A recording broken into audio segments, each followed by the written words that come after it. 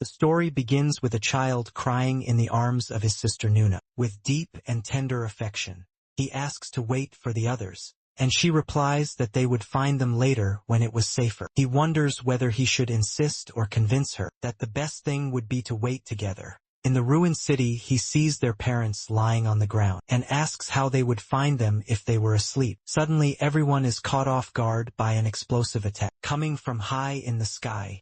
During the escape, she tries to calm him and assures him they would find their parents later. With hope in the middle of the war, two soldiers shoot mercilessly in the streets at defenseless civilians. People try to flee, stumbling and screaming for help. Amid chaos and fear, the boy clings tightly to his sister, seeking protection from the terror around him. She reassures him, saying it would be best to close his eyes and not worry. A soldier kneels, aims and calculates his next move before pulling the trigger. He hits the enemy with a direct shot to the head, taking him down with fatal precision. After that, he eliminates other enemy soldiers, terrifying those trying to flee around them. Kneeling, he positions himself in front of the children, shielding them from further attacks. He asks if they are okay, and warns that they needed to leave because it was dangerous. With no escape route, the two look at him, seeking a way out that seemed impossible. The three are startled by something coming at high speed toward the group.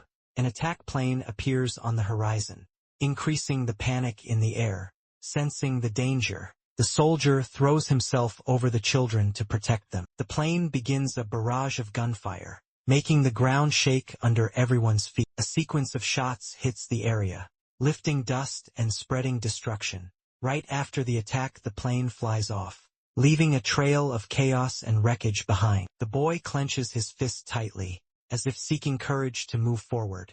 On his knees and exhausted, he tries to gather strength to rise from the filthy ground. With tears in his eyes, he looks around, shocked by the destruction everywhere. He finds the soldier's helmet lying near where they briefly hid. Calling out for Nuna, he tries to locate his sister amid the confusion and fear. Gravely wounded, she lies on the cold, hard ground, unable to move. Despair takes over the boy upon seeing her in such a fragile and unresponsive state. In a rush, he runs to her, kneels by her side and tries to wake her with gentle touches. Meanwhile, the plane still circles above, threatening another attack. Overwhelmed by agony, the boy cries and calls for his sister with a trembling voice. With effort, she tries to soothe him, saying he should go on and promising to find him later. Sad and angry, he shouts that it was a lie, that their parents would never come back. Lying there, she hears his desperate plea not to leave him alone. The dreadful sound of the plane returns, coming on the same threatening path as before. Scream for help, the boy begs anyone to come and save them. Without warning, the soldier who had helped them rises beside the two. With a firm voice, he asks the boy to stop crying, almost feeling guilty for the pain he sees. A glimmer of hope appears in the boy's eyes as he looks up at the soldier with determination. The soldier declares that above all else, he wants to help him get out alive. Closer and closer plane brings with it a fate that could be fatal. Anticipating the imminent attack, the soldier promises to show something no one would believe. He warns that even if he told the story later, no one would accept it as the truth.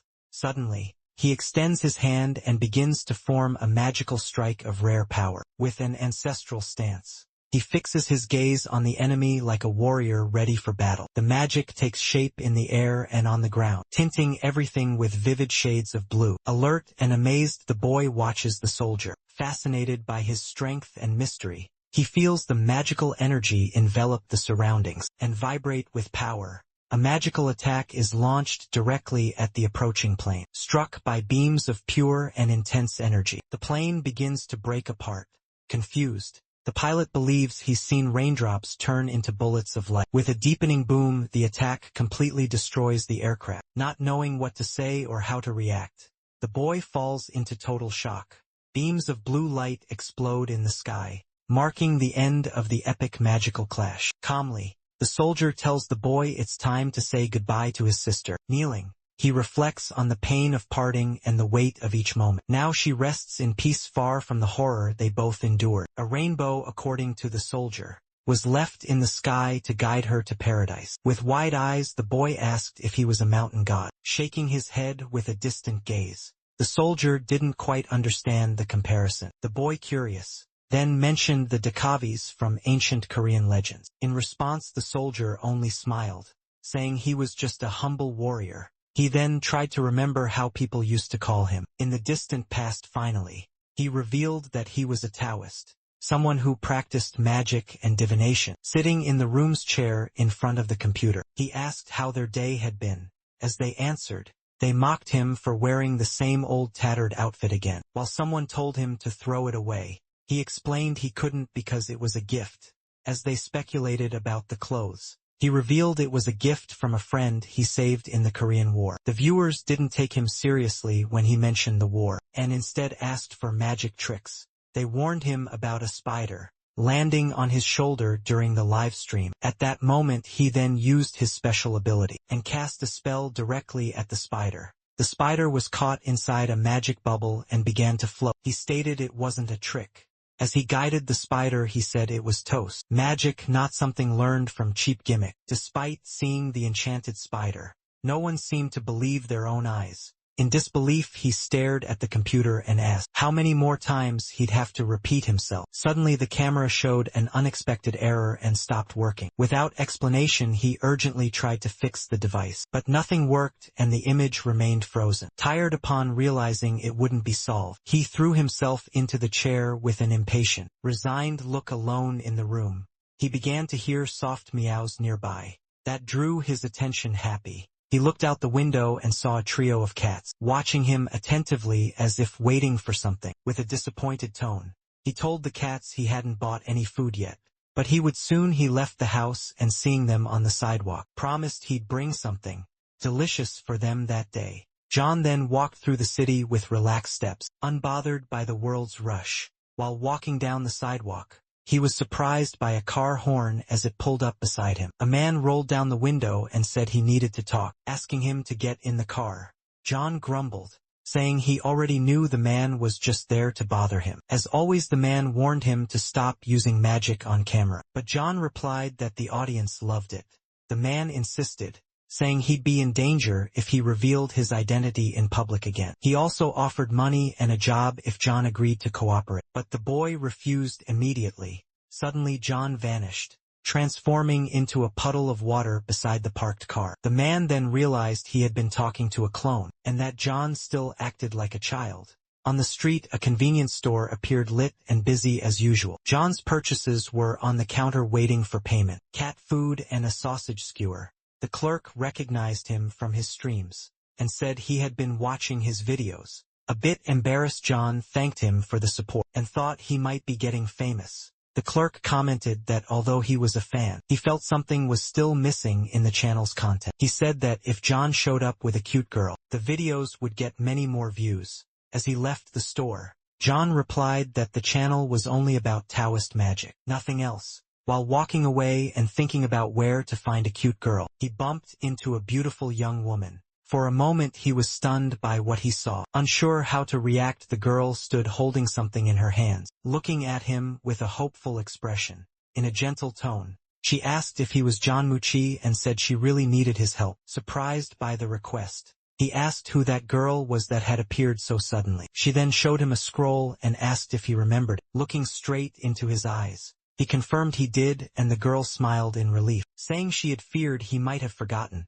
Next, John asked how President Kong was doing, showing a hint of affection. However, she told him the president had passed away a few years ago. Leaving him speechless, John was shocked and silently recalled the boy who used to look at him during the war. They kept talking on the sidewalk in front of the store. As the sky remained clear, it was daytime, the wind blew gently, and the two walked calmly down the street side by side. The young man said he couldn't believe Kong had passed, and that time had flown by. She apologized for not telling him sooner, and said her grandfather didn't want to trouble him. Soon the young woman introduced herself as Kong Jin-hee, granddaughter of President Kong. With pride in her voice as they were talking, they were caught off guard by something leaping near them. At high speed, an unknown creature appeared hanging from a street pole. Moving with agility, John reacted immediately and asked what that strange thing that had appeared could be. Creature hanging from the top of the pole looked ready to attack them at any moment. John, enraged with tears in his eyes, shouted loudly as if gathering all his energy to act. He concluded that whatever it was,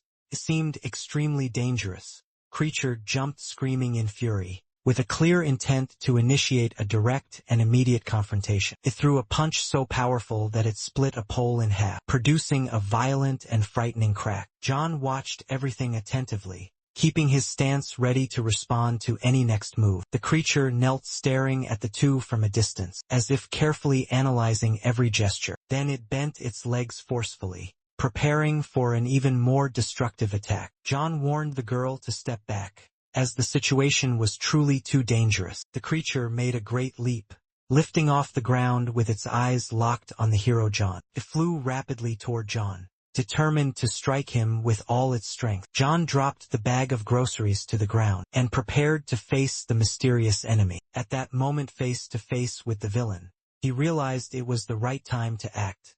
The creature ran furiously, still with tears in its eyes, charging directly at him. John, known as the hero Stan Moon, prepared his spell with full concentration. He quickly wrapped the villain in an enchantment, paralyzing its movements with precision. He clenched his fist, activating a spell that unleashed a powerful burst of magical energy. Suddenly, a huge pentagon-shaped ice structure formed in front of them. Despite the strength of the structure, a crack began forming at one of its edges. Still frozen in place, the villain was completely encased in ice, unable to react or escape.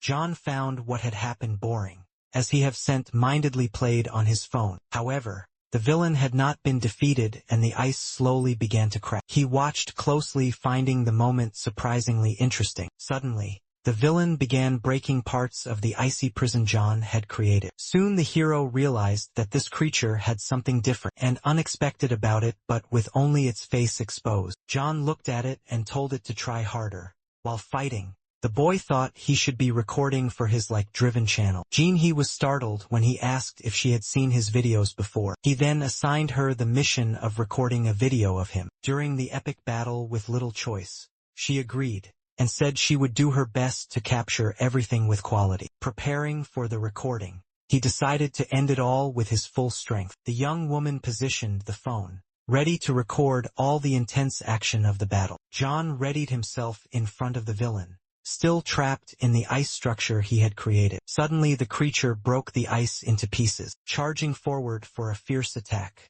John Wuchi was broadcasting everything live for his followers to watch intently. The enraged creature lead to attack as everyone watched anxiously. Facing the villain, John said he fights with confidence and is prepared for anything. While jumping, he made sure his performance looked as impressive as a movie. After breaking free, he delivered a strong kick to the creature's head. Showing sharp technique, the attack made the creature even more furious. Ready to counterattack with full force, the monster stomped its foot into the ground so hard, it created a crater that startled everyone. It then charged at the boy, preparing for a fast and violent strike. However, the hero dodged quickly, avoiding the blow with impressive agility. Once again, he delivered a strong kick to the villain's head. Keep up the pressure. The creature was struck hard under the chin, making its head jolt upward from the impact. Already thinking about the next move, the boy lifted his leg to leap into another attack. He used the villain's knee as a step,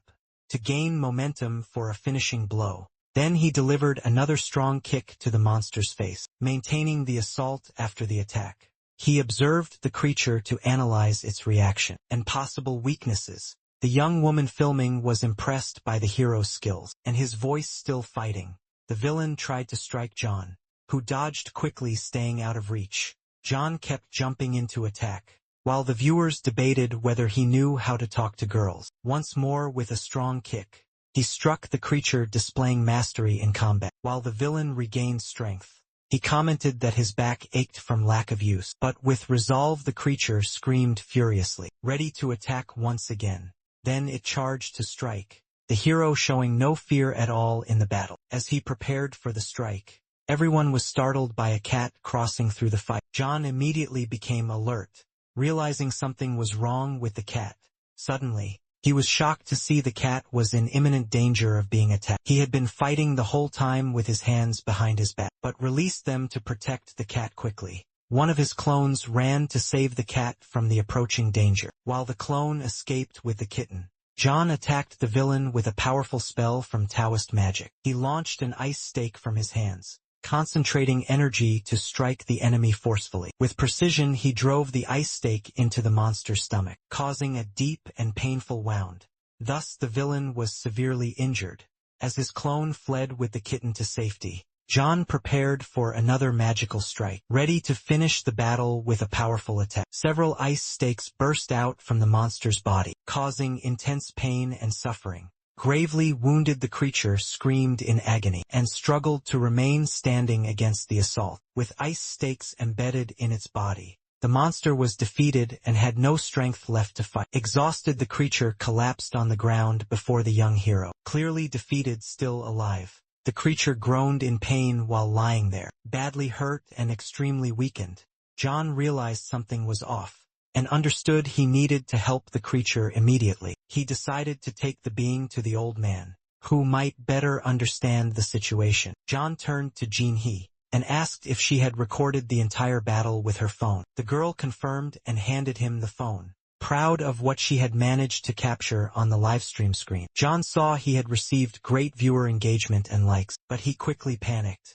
upon realizing everything had been recorded live. Without any cuts, worried, he placed a hand on his forehead and thought the old man would be furious about it. Jinhee, confused, asked if she had done something wrong during the livestream. She had accidentally appeared in the broadcast, surprising everyone with her sudden presence. John extended the phone and noticed something was wrong with the stream. The phone vibrated and the live stream had been abruptly cut. Without warning or explanation, he quickly realized the old man was calling. Understanding he was in trouble because of the live feed. Night had fallen and the boy was already at home. The cat food he bought earlier was already gone. After feeding the cats, one of them stretched out full and sleepy after the meal. Jinhee was happy, gently petting one of the cats in her lap with care and calm. John was petting another cat, glancing around waiting for something to happen. That night, sitting on the floor, the old man was furious, preparing for a serious conversation. The three remained silent, gathering courage to begin the important talk. The man said he had warned John to stay off the internet. To avoid trouble, John explained it had been an accident, and he didn't know it was streaming live. Enraged, the man said he always knew that channel would bring problems one day. Not understanding, John turned to the cat Smokey, saying it was time for him to back. The cat stared directly at the man, as if preparing something surprising. The man shouted that he had lived for centuries and never met anyone as irresponsible as John. Meanwhile, the cat slowly walked over to the man and curled up in his lap. Offering comfort, the cat's action surprised the man, who stopped yelling and looked confused. He looked at the cat, calmed down, and a slight blush appeared on his face. He found the cat cute and began playing with it, leaving John relieved for the moment. The girl, seeing the scene, smiled, charmed by how the tense atmosphere had shifted. Soon the man composed himself again and prepared to continue speaking. Seriously, he turned to Jinhee and asked directly if she was the granddaughter of President Kong. She explained that she thought she was to blame for the livestream, but he reassured her she wasn't. John reminded him that Jinhee had appeared on the recording because she had asked him for help. Worried, the girl wondered how to explain everything without seeming confused or frightened. John reassured her, saying the man beside them was trustworthy and she could tell him everything. She agreed, admitting she didn't even know his name, and John suggested calling him Old Man. She found it funny, but preferred to call him Sir for now to keep things formal. As they talked, the night went on and the full moon shone brightly in the dark sky. Jinhee explained she was there because of the scroll she carried, which was important to her family. She said that after her grandfather's death, the family had faced serious financial hardships. His company had gone bankrupt. His father sold off subsidiaries and got involved in many loans. Even without money, he believed his father had borrowed from people who trusted him. The family was struggling to get out of the accumulated debt and was searching for ways to find balance. Jinhee recalled her mother trying to comfort her, saying everything would be fine with faith and hope. But to make things worse, her mother joined a cult, which made the whole family even more worried. During that difficult time, John remarked that debts were normal, but joining a cult was something more delicate and concerning. The girl said, Her mother spent almost all her time praying with the cult, returning home only twice a week. She said her father kept the scroll safe, following the family traditions. He explained that several people started offering a lot of money for the scroll, increasing the danger because of that. She entrusted the scroll to John, so he could protect it from the imminent threat in the room. She handed the scroll to the old man, who opened it to understand its true importance. Upon examining it, the man concluded they weren't after the scroll because of the painting, but for something deeper. John said it looked like a masterpiece, but the man corrected him. It wasn't just any painting. John suggested that if he didn't like the painting, he could return it to the previous owner. The man said something was wrong, as no one would pursue the scroll without knowing its true power. Upon hearing that, John felt tired and thoughtful. In the face of the seriousness of the situation they were facing, John asked who is after the scroll, and the girl replied anxiously with a lump in her throat. She said they were members of the cult, creditors of her father, and people wanting to collect her uncle's debts. As she spoke, she was sweating cold, clearly afraid of the danger surrounding them at that moment. John asked about the monster they had seen, and she said she had no idea what that thing was. The old man said they first had to find out what the scroll could do, and that John should know. John then unrolled the scroll enthusiastically and showed it to everyone present. He commented that the old man liked mochas, and asked what coffee the girl preferred. But she wasn't picky. John stood up, placed his leg on the scroll, ready to reveal the mystery hidden within. Suddenly a new reality appeared beneath him, like a magical portal to an unknown world. As he stepped onto the scroll, he told his friends he wanted it returned to him. Soon, surprisingly, they were teleported inside the painting, entering a different dimension. The cat beside John was startled and looked at him with wide eyes. John entered the new reality, leaving behind the room where it had all begun. Under surprised stares, the girl, astonished, approached the painting. Intrigued by what had just happened, she asked the old man if he really believed that was a portal to another dimension. Thoughtfully, he replied that probably yes, as it defied all known logic up to that point. The girl became apprehensive and said everything felt so far from reality that she would never have imagined such a thing. The old man reassured her, saying he had lived hundreds of years, and there was still much he hadn't seen. Surprised, she asked if he had really lived that long. Impressed by his age, but he changed the subject and asked if it would be a problem to send people to protect her family. The girl became sad and apologized for causing them so much trouble. Unintentionally, he comforted her, saying he was used to the problems caused by John, and that it was normal. Suddenly, John came out of the scroll and asked if they were still talking about him entering casually. The man commented, surprised that sometimes John was smarter than he looked. Surprising everyone, John handed him the coffee, and the man asked where he had found the map they were analyzing. John replied, surprised that he had created that map, leaving the man in disbelief at the revelation. While handing the coffee to the girl, John confessed that he didn't know how he had made it. The man asked in disbelief if he was joking, trying to understand the magnitude of what had happened. John explained that he had painted the map, but didn't know how it was enchanted or what powers it had. He asked if John had any idea who might want the scroll, and its hidden power. Confused, John said maybe someone wanting to attack him or his family. Impatient, the man said they needed concrete information to begin the search. John replied that he had a great idea to help with the investigation. He grabbed his phone and said they could use the internet to find clues. He used the scene from the fight against the monster to announce that he was looking for whoever destroyed his neighborhood. John asked his fans to leave comments if anyone had seen the creature before. In the recording, John said that this wasn't normal. It was a serious case that needed immediate attention. Someone was watching the video on a screen and paused, examining each detail carefully. A female voice spoke, surprised that the man had kept him alive up to that moment. He replied that he had no choice. He didn't know how to kill him or distinguish him from the clones. She said she had been following the news about the monster, but many believe John was using special effects. She asked the residents to remain calm, and the man said she would take care of the rest from there. Uncle Gina agreed, and explained that the woman was a secretary from the Bonson group, highly influential, She revealed that she had investigated Jinhee's family and confirmed everything, but there was more to uncover. He asked if she could resolve the facts tied to the mysterious scroll. She said she feared she couldn't, but he reminded her that every detail was important for the case. The man wanted to know if Gina would discover who was behind the situation. She warned that the researchers would need 6 months. She displayed a document on a screen and asked him to sign, showing her seriousness. He recalled that she hated the mission for involving John, but she had discovered something important. Gina said the case might be linked to another investigation they were already working on. He said it was terrible because from there on, they couldn't be sure of anything, which made the situation more concerning. Handing back the document, he said the first step was to investigate the cult that the girl's mother had been part of.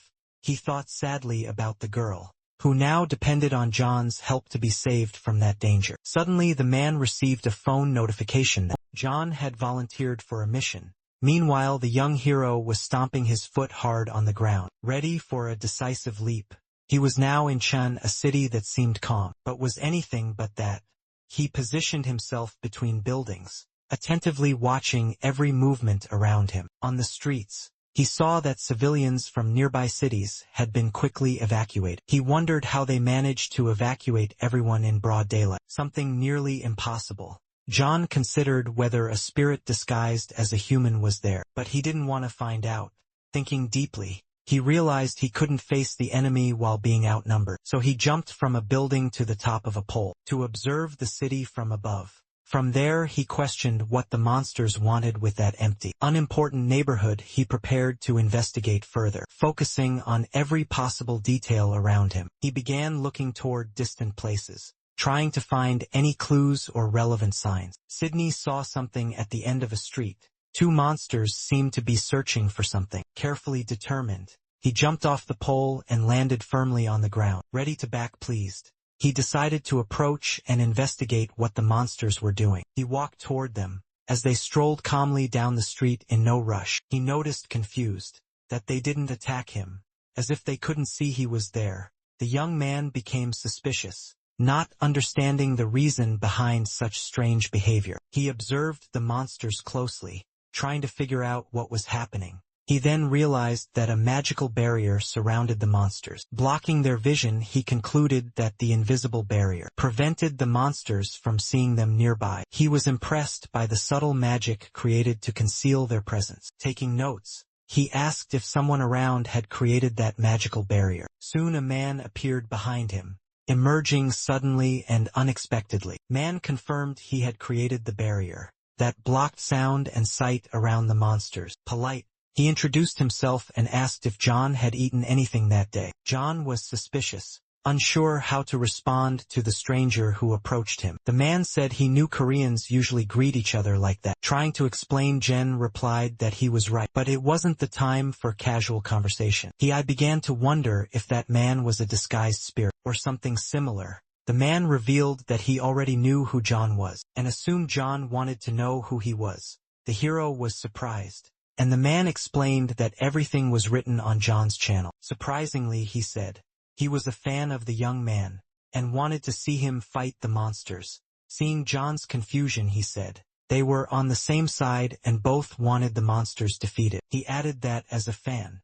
he would help and take down one of the monsters for him. Magically, the barrier began to fade, losing strength and visibility. The monsters then regained their vision, and could see who was around them, without emotion. One of them asked what the monsters were staring at so intently. Enraged creatures ran to attack the hero and the mysterious man. John turned to speak to the man, but he had vanished without a trace. John quickly dodged the attack that hit the ground hard, cracking the asphalt. A large chunk of loose asphalt fell near the hero's feet, and he used it as a step to leap high. With agility he jumped and landed a strike on the monster's face, which staggered from the force of the brutal impact. In the midst of battle, John prepared to defend himself and counterattack with even more magical power. With swift movements, the first monster fell to the ground, defeated by the young and determined hero. Suddenly the second monster appeared, fierce, charging with clear intent to strike.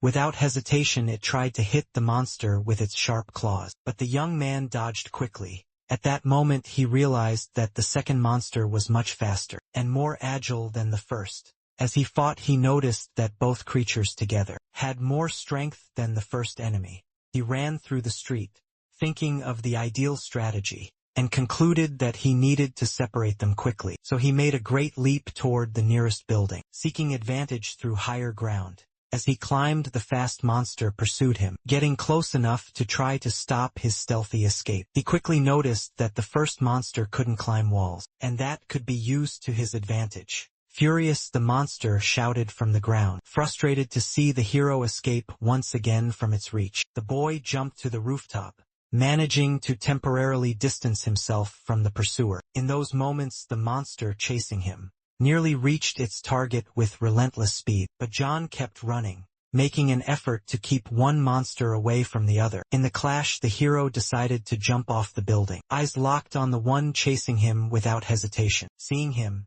the monster became even more furious and roared loudly in rage. From above, the monster noticed the boy was using his magical powers. To strike back fiercely, John invoked Taoist magic and conjured several ice spikes that flew toward the brutal enemy. The spikes approached like sharp arrows, ready to strike with deadly precision. Surprisingly, the monster caught the spikes in the air, deciding to use them as weapons against him. This unexpected reaction left the young hero surprised. Fully alert to avoid a trap, he saw the villain crouching, armed with the very ice weapon that had been created to strike it down. Then the enemy hurled the ice with force at John, determined to turn the situation around on the ground. John saw the spikes coming and responded with a spell that disarmed and neutralized the attack. Magically, he transformed the sharp spikes into drops of water that floated harmlessly in the air. Then he controlled his magic and prepared another, more powerful attack capable of ending the fight. Now,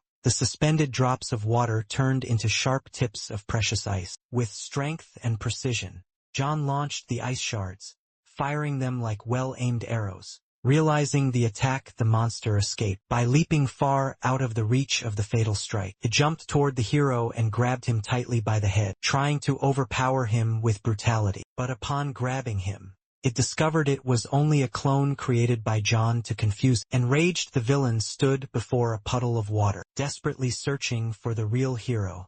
In hiding, he looked around, unsure of where the real John might be concealed. Meanwhile, the hero watched from afar, cautiously calculating his next move. He soon concluded it would not be possible to capture the creature alive, to bring it to the old man. Surprisingly, the mysterious man appeared again, asking if John was enjoying the fight.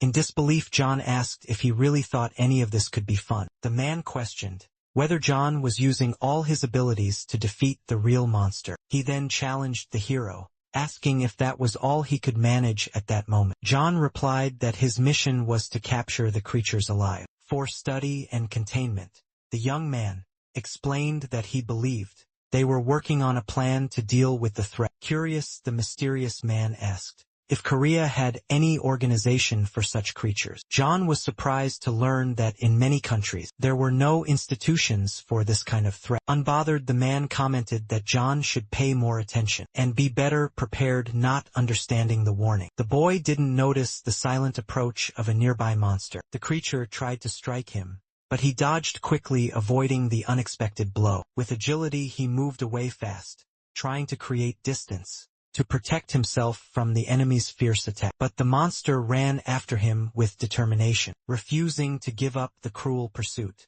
John dodged the creature's claws and, using his agility, leaped away once more with force. Then he invoked a spell, creating a clone to distract the monster and gain an advantage. Thus he prepared to cast another powerful spell and strike with full force and focus. With his spell, he launched an ice spike that pierced the monster's body, causing damage. The wounded monster fell to the ground, nearly out of strength, struggling to stay upright in pain. John extended his hand and began preparing another, more powerful spell for a finishing blow. The furious creature tried to rise, showing resistance even while wounded and desperate. While the monster struggled, the hero readied himself to deliver a devastating final strike. The monster grabbed the ice that had struck it, trying to flee in a desperate and uncertain escape. He screamed on the ground, almost managing to get up to escape the incoming attack. But in the sky, a rain of ice stakes was already prepared to descend and strike the enemy with force.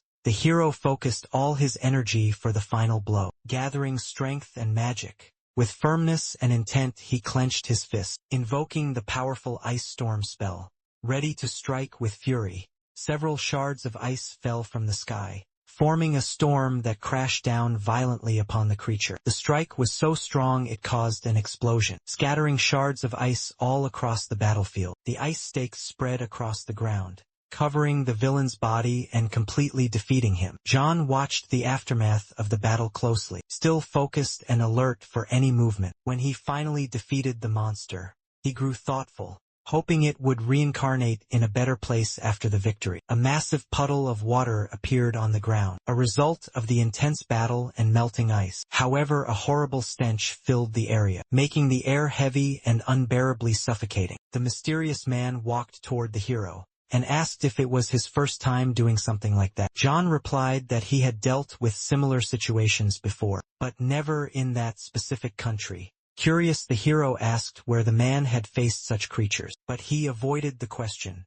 The man said John's reputation online was that of an illusionist. Left the hero intrigued. John didn't understand why he cared about that, and the man admitted he was pleased to meet him. The mysterious man stepped firmly into the stinking puddle, left behind from the battle, leaving a trail on the ground. He stated that what John was doing mattered, extending his hand in an unexpected gesture of alliance. John was surprised to receive a piece of paper from the man, containing valuable information about Merlin, the magician. The document included a contact number, useful for future investigations or potential alliances. Reading it, John asked if Merlin was really a magician, since the content seemed beyond the ordinary. Merlin confidently confirmed, saying he was very good at what he did, but couldn't show it right now. As they talked, John realized he didn't like the man's presence, sensing something strange about him. But John quickly asked if Merlin could help him deal with another monster that was still a threat looking from the building.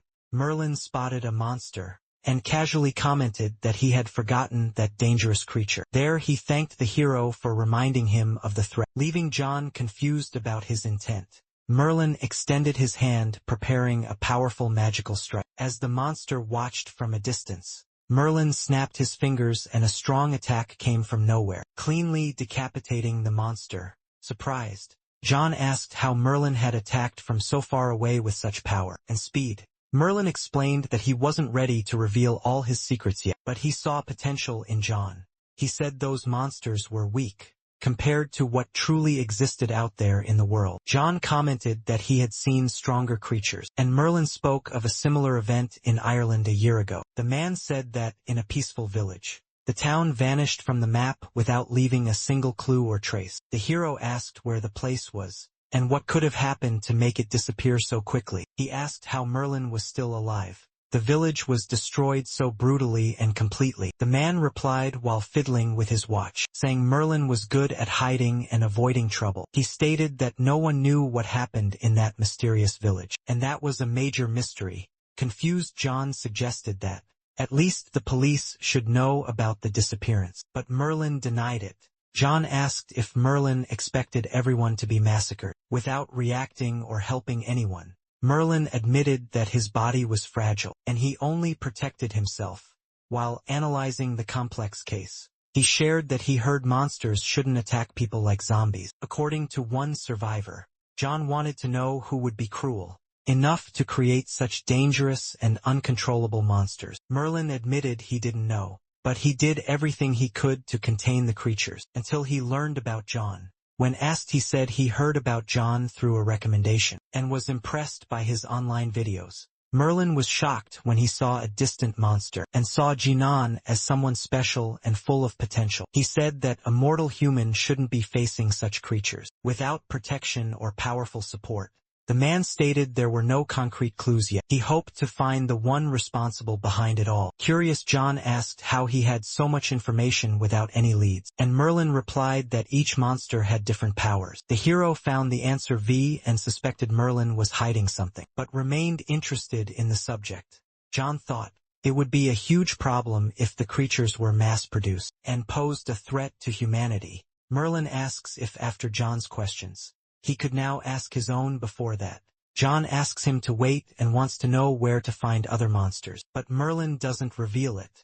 Merlin brings up the moment when John turned into foam, curious about how he moved so fast back then. John finds the question suspicious, and asks if the man also wants his magic scroll. Man asks what Lee used to say, wanting to understand the power of the boy's portal. Suspicious John opens the portal on his back, revealing the power and leaving Merlin surprised. Merlin watches John, trying to understand his true intentions behind that magic, but the man shows no reaction, maintaining calm and a mysterious posture. Merlin comments that the interdimensional portal is interesting and has great potential, he insists, and asks how John created it.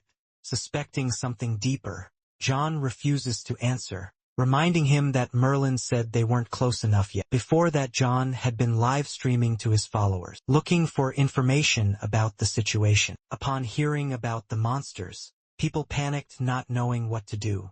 In the face of the threat, John drank his soda, while receiving messages and theories about the creatures. He remained calm in his room, even as alarming messages started coming in gradually. He thanks the fans for participating, and says that's what he's dealing with at the moment. But he emphasizes that they don't know how many laboratories exist, and the threat might be even bigger. He asks fans for ideas, says he's fine, but that his friend is in trouble because of the situation. Many ask what she sees in him, but John doesn't understand what's wrong with that question. He says it doesn't matter, because monsters can appear at any time and in any place, but no one seems to care, leaving John frustrated with people's lack of attention. Meanwhile, he reads messages and sees that many think it's all just an act. When asked for a video of the informant, John replies that he has no recording. He slams the table, furious with the disbelief, trying to find a way to prove it's real. Then, he has an idea and uses the soda to begin a new magical demonstration. John manipulates the soda, turning it into solid forms. To impress his fans, he creates the image of a monster, and says it's one of the creatures he fights regularly. With magic, he creates the figure of a man, saying it's someone he recently met. Upon creating the man, people think it's a hologram or an advanced 3D model. Some are impressed, and one of them recognizes the mysterious figure as Merlin. Shocked, John asks how they knew that figure, which is part of his story. He reads the messages, and finds out that Merlin is a famous and globally recognized mage. He reads the messages, and discovers that Merlin is a famous and globally recognized wizard. He wonders what the Exceed ranking list is, and why they were talking about Merlin and the White Sorcerer. After they told the boy to search the internet about Exceed, he notices that an overwhelming amount of content comes up, but someone informs him that it's actually a streaming platform, where you need to be invited to broadcast your content. The first winner was an explorer, and Exceed gave him access and all the equipment he needed to travel to dangerous places around the world. Bored, the young hero reads the responses people were sending him. After that, he quickly asks if Merlin might be Korean. Throughout the conversation,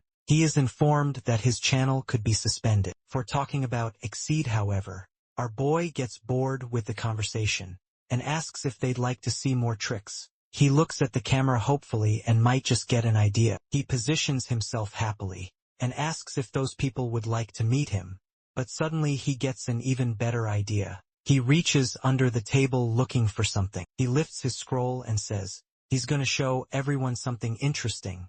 He opens the painting beside him.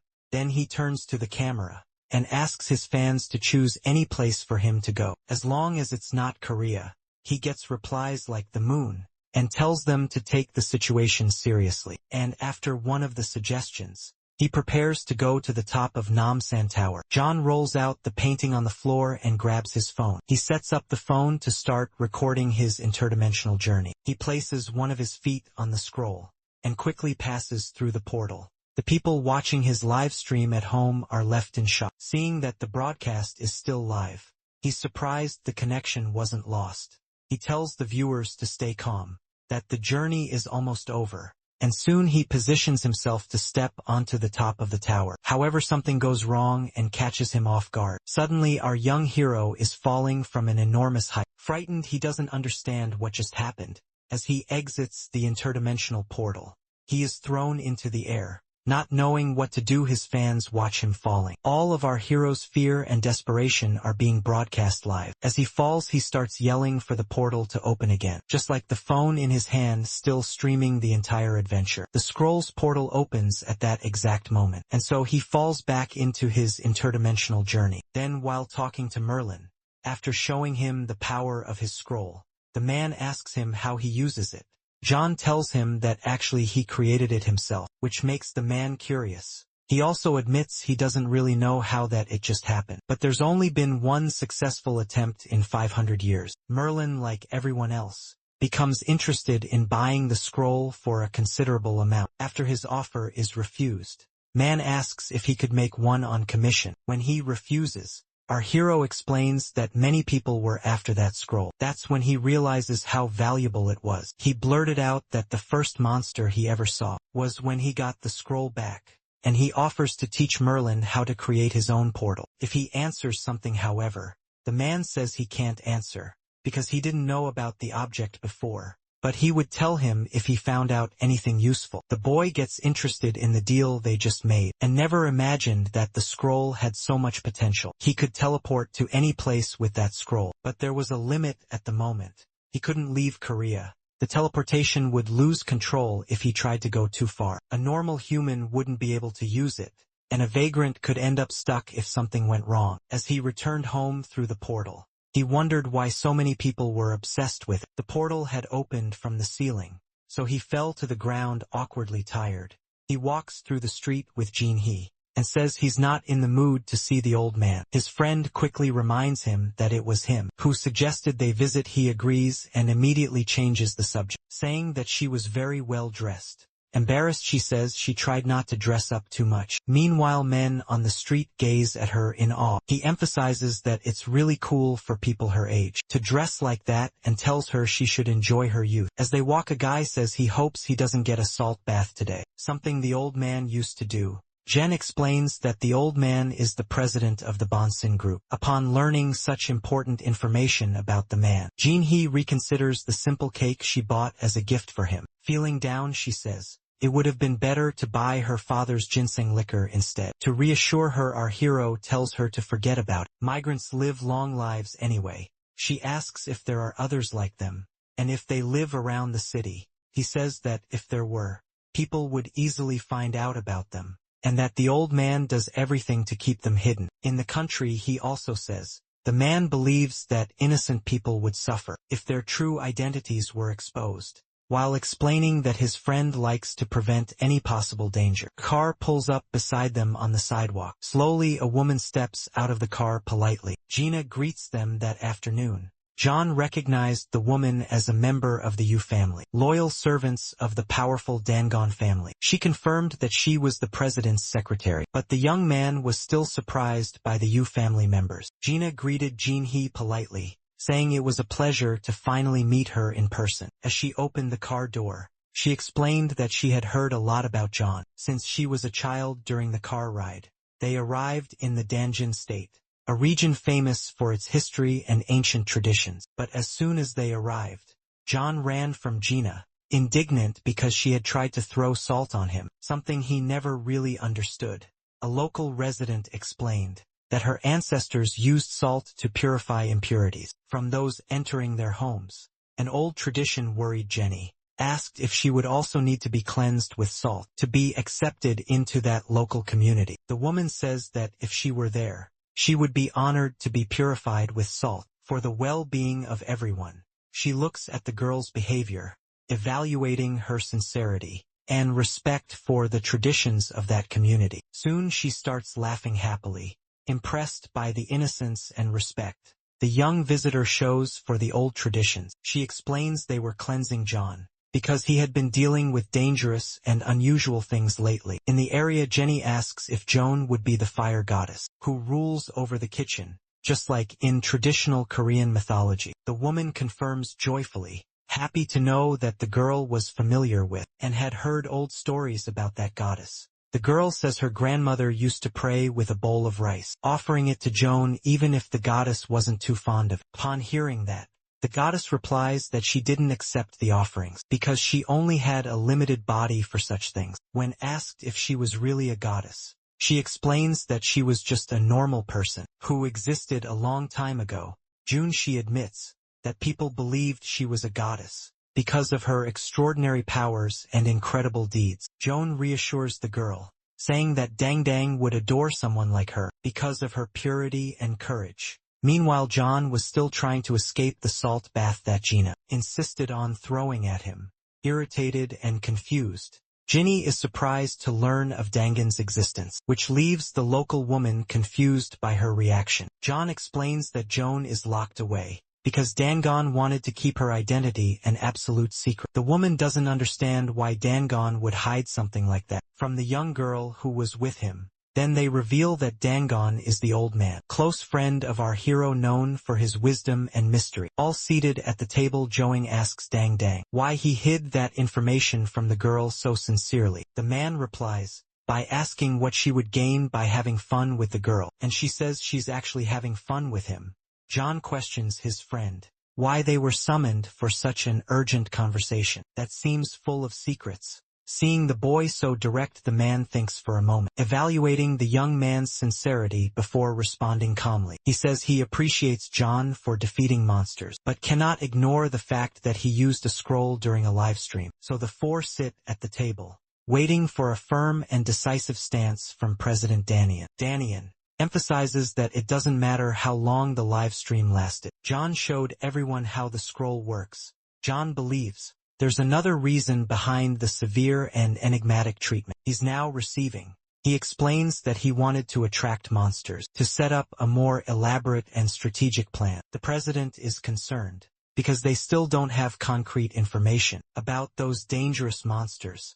John admits he knows a few things, since he has already fought the creatures, and believes he can handle 3. If he stays calm, Joan doubts him and asks how he knows there would only be 3 monsters to face. At that moment, John responds that if they all show up, they can deal with them using his friend's firepower. Curious, she asks if he knows exactly where the monsters are at this specific and critical moment, starting to stir up flames around them. She questions if he would sacrifice that place to protect others. Worried, John says there are children nearby, which makes everything more delicate and harder to resolve. He and Gina, warmed by the fire, begin to sweat, tense with the situation taking a dangerous turn. The young girl watches closely as John's magic takes shape. Impressed by the power she sees before her, she then releases a stream of water to extinguish the fire, reaching her friend, trying to prevent any accidents, and immediately orders them to stop. No fire and no water to prevent a disaster among them. He reminds them that He and Gina are present, and that the nearby children are too fragile for that kind of fight. John, concerned, takes back what he said and asks his friend to calm down immediately to avoid trouble. The patient woman crosses her arms and accepts the order, showing maturity in the tense situation. Gina explains that her friend cares deeply for the house she takes care of with so much love and dedication. Joan assures them she would never hurt anyone intentionally and apologizes as she frightened the girls. With attention reduced, the man asks John if he still plans to use the scroll in public live streams. After confirming, his friend asks who are the people so eager to meet him in person. He decides to boast, saying that he's popular and that people love him wherever he goes on his journey. The leader turns to the young girl and advises her not to go out alone, ensuring her safety at all times. He asks that she notify Gina if she needs to go out, so they can send protection and guarantee her security. The girl asks if she really needs to notify them, even to go to the market, showing genuine concern. Upon confirming, John feels that something bigger is going on, as the restrictions seem too extreme. Gina explains that the problem isn't just the monsters, but also the lack of contact with the vagrants. The young man who had said that vagrants didn't die easily was shocked to learn that 20 of them had vanished. That information hit him hard, and he couldn't believe how serious it actually was. With 20 vagrants missing, they still didn't even know whether they were alive or dead. He understood the gravity of the situation and asked what they would do with the girl who was there. Gina replied that it was something connected to the Church of Heaven's will, a topic that stirred curiosity. She explained that she was investigating the mysterious disappearances that had been worrying everyone. Gina decided to show an interesting piece of data that might help clarify part of the mystery. Everyone gathered anxiously to see what she was about to present, aware of the seriousness. She said she had been investigating the phenomenon for a year, but still without a definitive conclusion. Half of the vagrants disappeared in the last 6 months, a number that deeply alarmed them. In addition, many vanished in places that cult members frequently visited. Danjen said they still needed to investigate more, and regretted not having a concrete answer. He asked if the girl knew whether her mother returned home. After she disappeared sadly, she confirmed that her mother had come back, but with a changed mood due to what she'd been through. She said her mother was furious when she found out she had flooded the sacred scroll. Joan felt sorry for the girl, who had been in danger ever since the scroll was exposed. That happened when the young man showed the scroll in a live stream. To many viewers, even without the scroll, the girl believed they would easily find John. Increasing the risk, the woman said. She would send people to keep watch over the girl's parents and ensure their safety. Worried, Ginny asked if the ones who disappeared had special powers. Becoming uneasy, Gina was happy to confirm they did, that they were beyond the normal laws of the universe. John joked, saying no one broke any rules. He was just a little different. The woman explained that vagrants don't stay in one place, since they don't age and always move around. She said that's why they lose contact with some, but never had so many disappeared at once. John asked if that's why he had been acting more reserved and differently lately. Upon her confirmation, he asked why she hadn't told him that earlier. Becoming curious, Dangon explained that John never listens, and if it weren't for Jean he'd be missing too.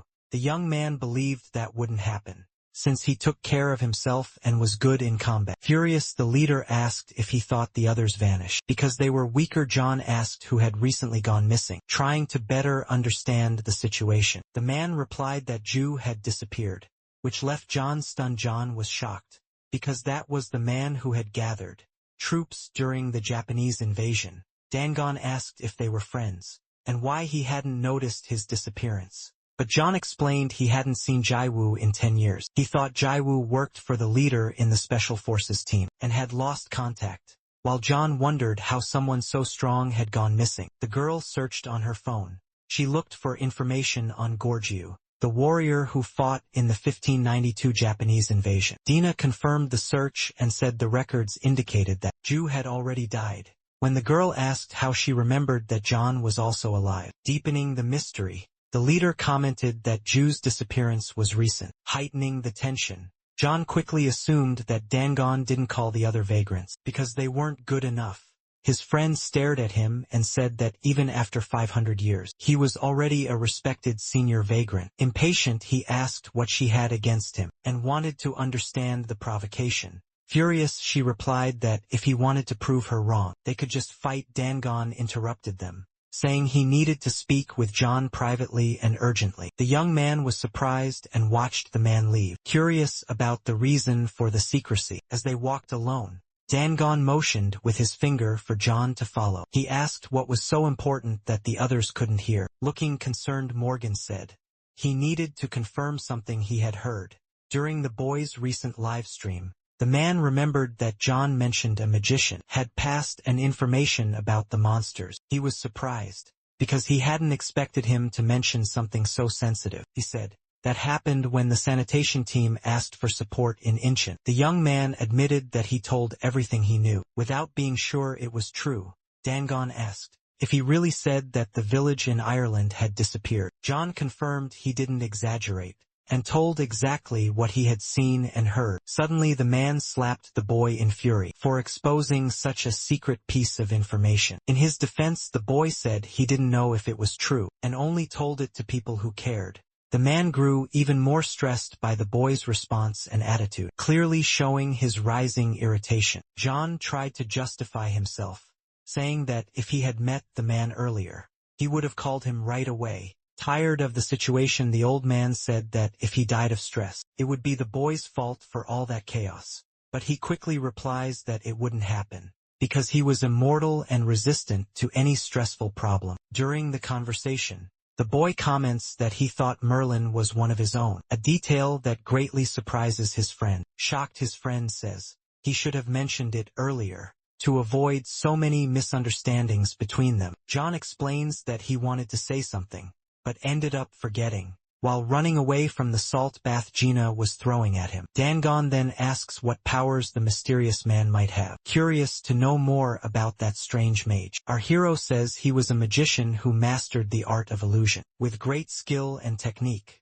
He could also block sound and sight with a quick barrier, making him a very dangerous opponent. The man listens carefully and asks what else John knows about the powers of that mysterious and rare magician. John says that he doesn't fight in close combat, uses something invisible, and fiddles a lot with his old watch. He explains that if that really is Merlin, then he's been wandering for a long time, crossing eras and living many adventures. He says that his watch was invented long before its time, a rare and mysterious item like the scroll. John asks if this man was famous and relevant, and wants to know about his history and impact on the world. He explains that the legend of King Arthur is one of the most well-known folklore tales, full of mystery and ancient magic. He emphasizes that Merlin, the mage from the legend, was a master of magic and illusion, capable of deceiving even the most alert minds. The boy extends his hand, wanting to hand over something important, an object or crucial information for the conversation. As he hands over the card, Merlin comments that the mage is good at tricks, but hasn't yet created a complex illusion. Surprised, Dangon says he discovered that the mage's powers were very similar to ancient Taoist magic. I want the card, a man says suspiciously, wondering why someone would need a card with so much power. When he looks at the number, he sees that it's from a foreign area, adding to the mystery around this unknown magician. The boy confesses that he hasn't tried to contact him yet, but kept the number for future discoveries. He explains that he gave the number so that he could be found if something important came up along their journey. Pensive, he wonders what he was doing on that strange day, questioning the events and consequences. He also wonders why someone would make the monster bodies disappear, trying to understand the motive behind it. He says that the sanitation team reported the disappearance of the bodies at the site of the strange incident. Skeptical, the boy asks if the man thought he had something to do with it, defending his innocence upon hearing this. The man wonders who could have been responsible for such a strange and dangerous act in that place. He soon questions while looking at Merlin's card in his hand if it could only have been him, as there was no other explanation. John believes it could only have been Merlin, since he himself didn't know what happened that strange day. The man asks how he got in and out of the location, trying to understand all the movement that occurred there. The young man replies that they would only understand everything if they talked in person, because the situation was very complicated. Besides, no one knew that Merlin was in Korea, which is why the man was shocked to find that out. John says that his leader couldn't keep up with everyone coming from abroad, and wasn't expecting anyone there. The young hero asks what happened to the injured guy, and finds out that he was recovering safely. It seems that the monsters attacked the boy all at once, showing an alarming level of coordination between them. With that information, the boy reflects, since he already believed that the monsters communicated, and planned attack. Seeing the boy deep in thought, Dangon asks if he remembered something that could help with the current investigation, but the boy denies it, saying he only remembers what happened with the injured guy. During the recent attack, he emphasizes that field work is dangerous, and that they should contact the others to check if the missing are still alive. The young hero asks if he believes everyone could work together, despite so much risk and difficulty.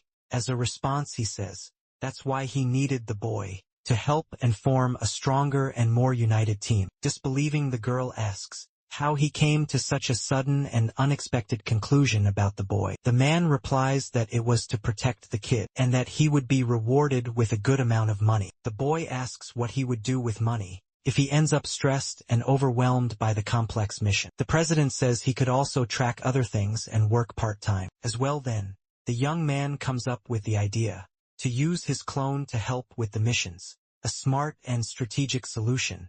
The clone volunteers to get kidnapped and gather intel from inside the enemy's hideout. The man gets furious upon hearing the conversation between the boy and his clone, and asks if he was even paying attention to the plan. At home, the boy messes with the computer, trying to find clues that might help with the mission to come. In the inbox, He finds an important message that could change the course of events. Writing down the contents, he feels a bad premonition about the mysterious and worrying message. Olivia, a patient, managed to take a photo before being attacked, a valuable piece of evidence about the monsters. He reads a report from someone disturbed by what they saw the previous week, sparking fear in the team. 2 patients were rescued with injuries that look like large claw marks from monsters when they woke up. Both said they had seen a monster, confirming the threat they were facing. He believes the sanitation team leaked information online, causing a huge mess. He decides to call Gina, warning that things have spiraled out of control, and they need to act fast. She responds surprised and concerned, saying she didn't know what any of that meant. It was the sanitation team that caused this mess, she says, frustrated with the chaos.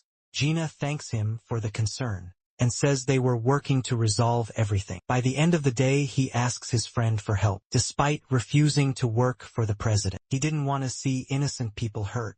On the other end, she hears him say he would take care of the monsters, but everything had to remain absolutely secret. He explains that working for the group would require him to shut down his channel, something he couldn't accept.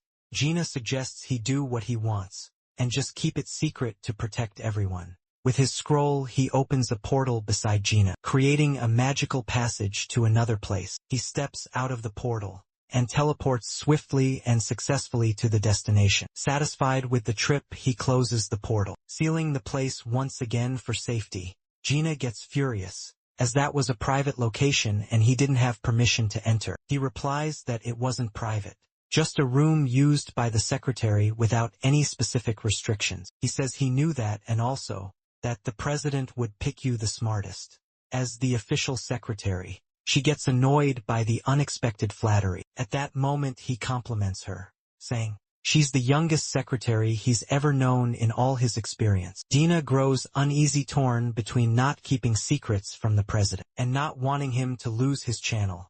She grabs the mouse and starts carefully analyzing the email the boy had sent her. She opens the message and asks why he should have received it. Curious and worried, the boy admits he wanted to ask the sender for help to prevent something terrible from happening. Gina recalls that most people struggle to process complex and troubling information. He asks why she always makes something that feels simple and straightforward to him seems so difficult. She confesses she doesn't understand him and can't believe he wants to record monster battles live. She replies that doing so would get him more views and great success on his channel. He shows her on his phone that the video with the monster has 10 times more views than the others. John realizes that Dangon hadn't mentioned that Merlin was a fan. He met Ninjen, which surprises him. He begins to wonder if other people would also be interested in helping after seeing the informative video. Gina asks how he plans to stream the footage and hopes it won't be live for safety reasons. Confident, the boy says everything is planned and he wouldn't make such serious mistakes.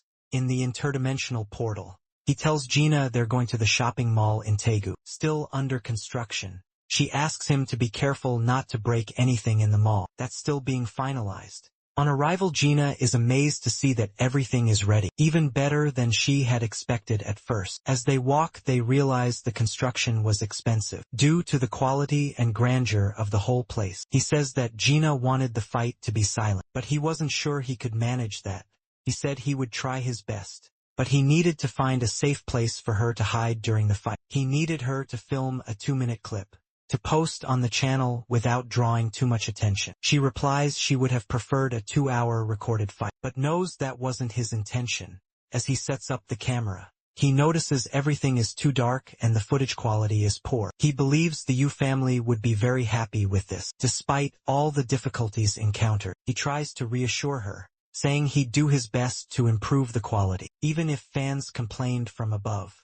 Holding the camera, she spots a monster in the distance and warns the boy to get ready for battle. He then jumps quickly and accurately toward the creature, ready for the confrontation that was about to begin. He lands near the monster, prepared to face the enemy head-on with courage and determination. He already imagines the comments his video will receive after this intense and risky battle with the monster. He observes the monster and remembers that these creatures communicate with each other using a simple and basic language. He wonders if they think for themselves and how far this unusual intelligence for monsters like these goes. Suddenly the creature lets out a massive roar that causes destruction all around the nearby area. With its power, the monster shatters the glass in front of it, sending sharp shards flying all over the place. The boy, still hiding, tries to understand what's happening and questions the terrifying situation. The monster strikes a nearby wall and chunks of concrete fly in all directions around the place. John wonders why the monster is in such a rage and tries to understand the reason behind the violent attack. Suddenly a metal door is hurled in his direction, forcing the boy to brace himself for defense. He realizes he needs to act quickly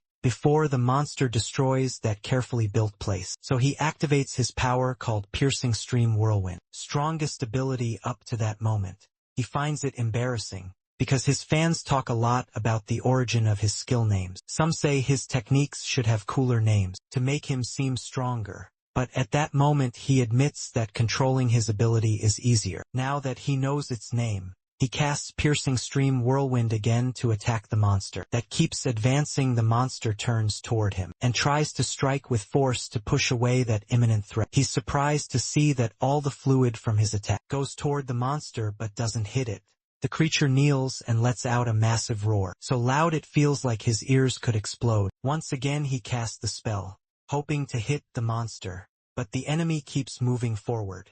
The monster runs toward him, making the boy happy that it's getting closer and easier to target. He creates a massive ice spike, ready to strike the enemy with force and no chance of reaction. Closer the monster gets, the Morka leans forward to aim precisely at its stomach with full strength. Even with the hit, the monster isn't seriously injured because it grabs the spike and stops the blow. He's in disbelief and throws the creature away, causing a loud explosion and intense noise. The girl filming with the camera is tense, worried about everyone's safety in the area. Suddenly John appears and asks if she doesn't want to go outside to avoid any danger. But then he sees his clone beside her and says he's not in good shape to leave that place now. He admits he hasn't used a scroll since he was just a clone, created for side missions. He says he can leave her outside with the men, waiting for them for extra protection. However, she refuses the offer, which surprises him, leaving him confused by her sudden decision. The boy insists that the place is too dangerous for her, and that he wouldn't be upset about the video. Furious, she tells him to stop treating her as if she were useless and unable to protect herself. He doesn't understand her firmness, but is startled by an unexpected noise during the battle. Meanwhile, he notices the camera shifting impatiently, and almost loses focus on what's happening. He puts his hand on his head and admits that the situation is driving him crazy and nervous. Not knowing what to do suddenly, they're both caught off guard by a small ice spell that appears right in front of them. They look around and see the ice spreading everywhere, freezing the environment rapidly. Our hero's clone is surprised when he looks down. He asks John what he had done. Then the boy jumps toward them. After climbing the huge ice mountain, he arrives and crouches on the railing of the upper floor, nearly bumping into his clone. John's clone questions the boy about that iceberg. Our hero says that his villain was covered in scales, and that he couldn't pierce them with his attacks. His clone is in disbelief, while the boy says he had no idea the creature would be made like that. And John explains that he did the only thing he could, froze the monster, but suddenly a cracking sound is heard. The villain hadn't been defeated, and was breaking through the ice that trapped it. So the boy quickly admits that it wouldn't last long, and the monster kept fighting for its life, trying to escape the ice. The hero suggests to Jinhee that she should be taken somewhere safe, and without waiting for her agreement, he lifts her onto his shoulders. Before she could get hurt, he makes a huge leap, leaving the place they were in, and they head toward the mall's rooftop to escape. Out of control, the girl asks the boy to wait, but to her surprise, magical water floated near her body. It was recording the ability called Piercing Whirlpool that the boy was using. The young man is shocked when he realizes something. Looking at his magic, he concludes that he should have named it Water Arrow, and that same power shoots toward the glass roof, shattering it and opening a path for them to pass through. John creates a protective barrier, so they wouldn't get hit by the falling glass. After leaving the place, they land outside the mall, and inside, a smaller explosion had occurred during the time you left. The monster had managed to escape and was no longer frozen. While Ginny checked her camera, John couldn't believe she had filmed everything he jumped through. He knew she was safe while he was holding her, but assumed she must have been scared. The girl blushes shyly and admits she was afraid, but was relieved that he didn't fall off the building. Then she gets into position to start filming again. But the young man says you should be nearby waiting. Down below, the creature started climbing the iceberg, determined to reach them when Jinhee realizes what's about to happen. She warns her friend about what's coming.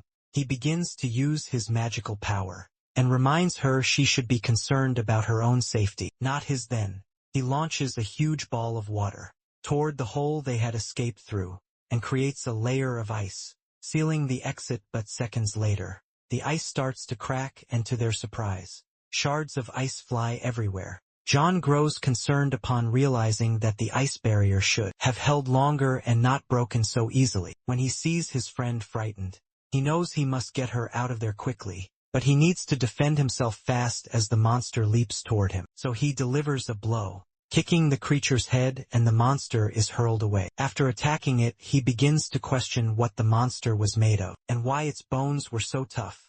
As he watches the creature from afar, he concludes he wanted to defeat it with a snap of his fingers, like Merlin once did, but now he would have to win, even if it meant a full-on battle just like he always did. He also realizes he'd be in serious trouble if that monster got away. And while listening to the creature, he gets ready to strike. However, what John didn't expect was that the villain's new target would be Jinhee, and when he sees her terrified by what she was witnessing, the monster now transforms into an even larger creature, and begins charging toward them rapidly.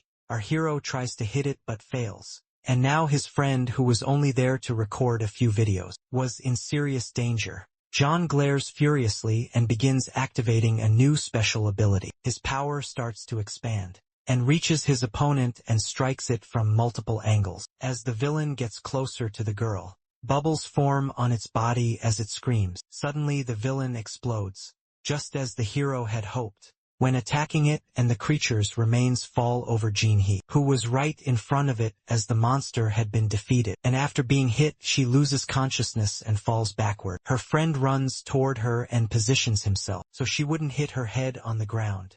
But before she fully falls, he's surprised to see her frozen in midair. To his surprise, a young man with the power to make things float had appeared. Seeing John's concern, the newcomer says he's not dangerous, just a fan of the hero. The boy holding her is surprised by how light she feels, as if she had no weight at all. And the young man says that's because of his power, as he can manipulate gravity. At the Bonsin Group Hospital, Jinhee was taken after being injured and under. Here goes several exams. Gina says leaving civilians in danger is non-negotiable, and that safety is always the top priority. The boy states that she's not a regular civilian, but his producer and the one in charge of the camera. She confesses that she finds it hard to believe he chose her for such a dangerous mission. She comments that she heard he met King Haji, and he remembers the episode with the floating child. He wonders why he was sent into such a complicated and dangerous situation. For his mission, Gina says he's a big fan of John, and that explains his intense interest in the hero. Curious, he understands that humans can be obsessed, but he can't grasp why a vagrant would be.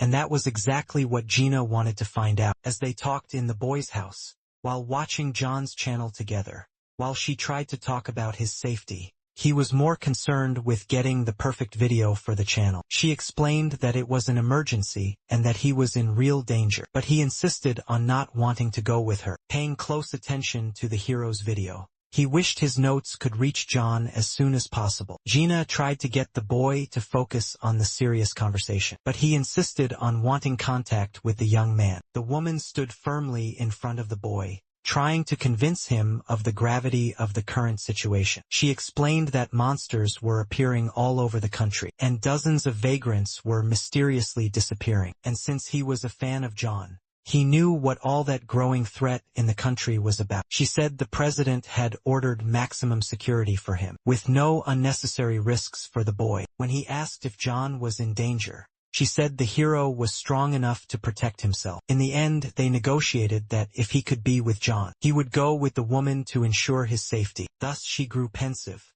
weighing the agreement with fear and a mix of hope for what was to come. While explaining to John, She said the two would be together in Dingin's safe space. Unhappy, he said it was all to protect him, even though he didn't like the idea at all.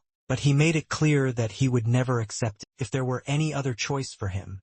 When she finished her cigarette, she threw it away and said he couldn't always have things his way. Indifferent, he fiddled with his phone, bored, trying to distract himself while waiting for the next step. On the phone, he saw the response to the post he had made earlier online about the battle recording.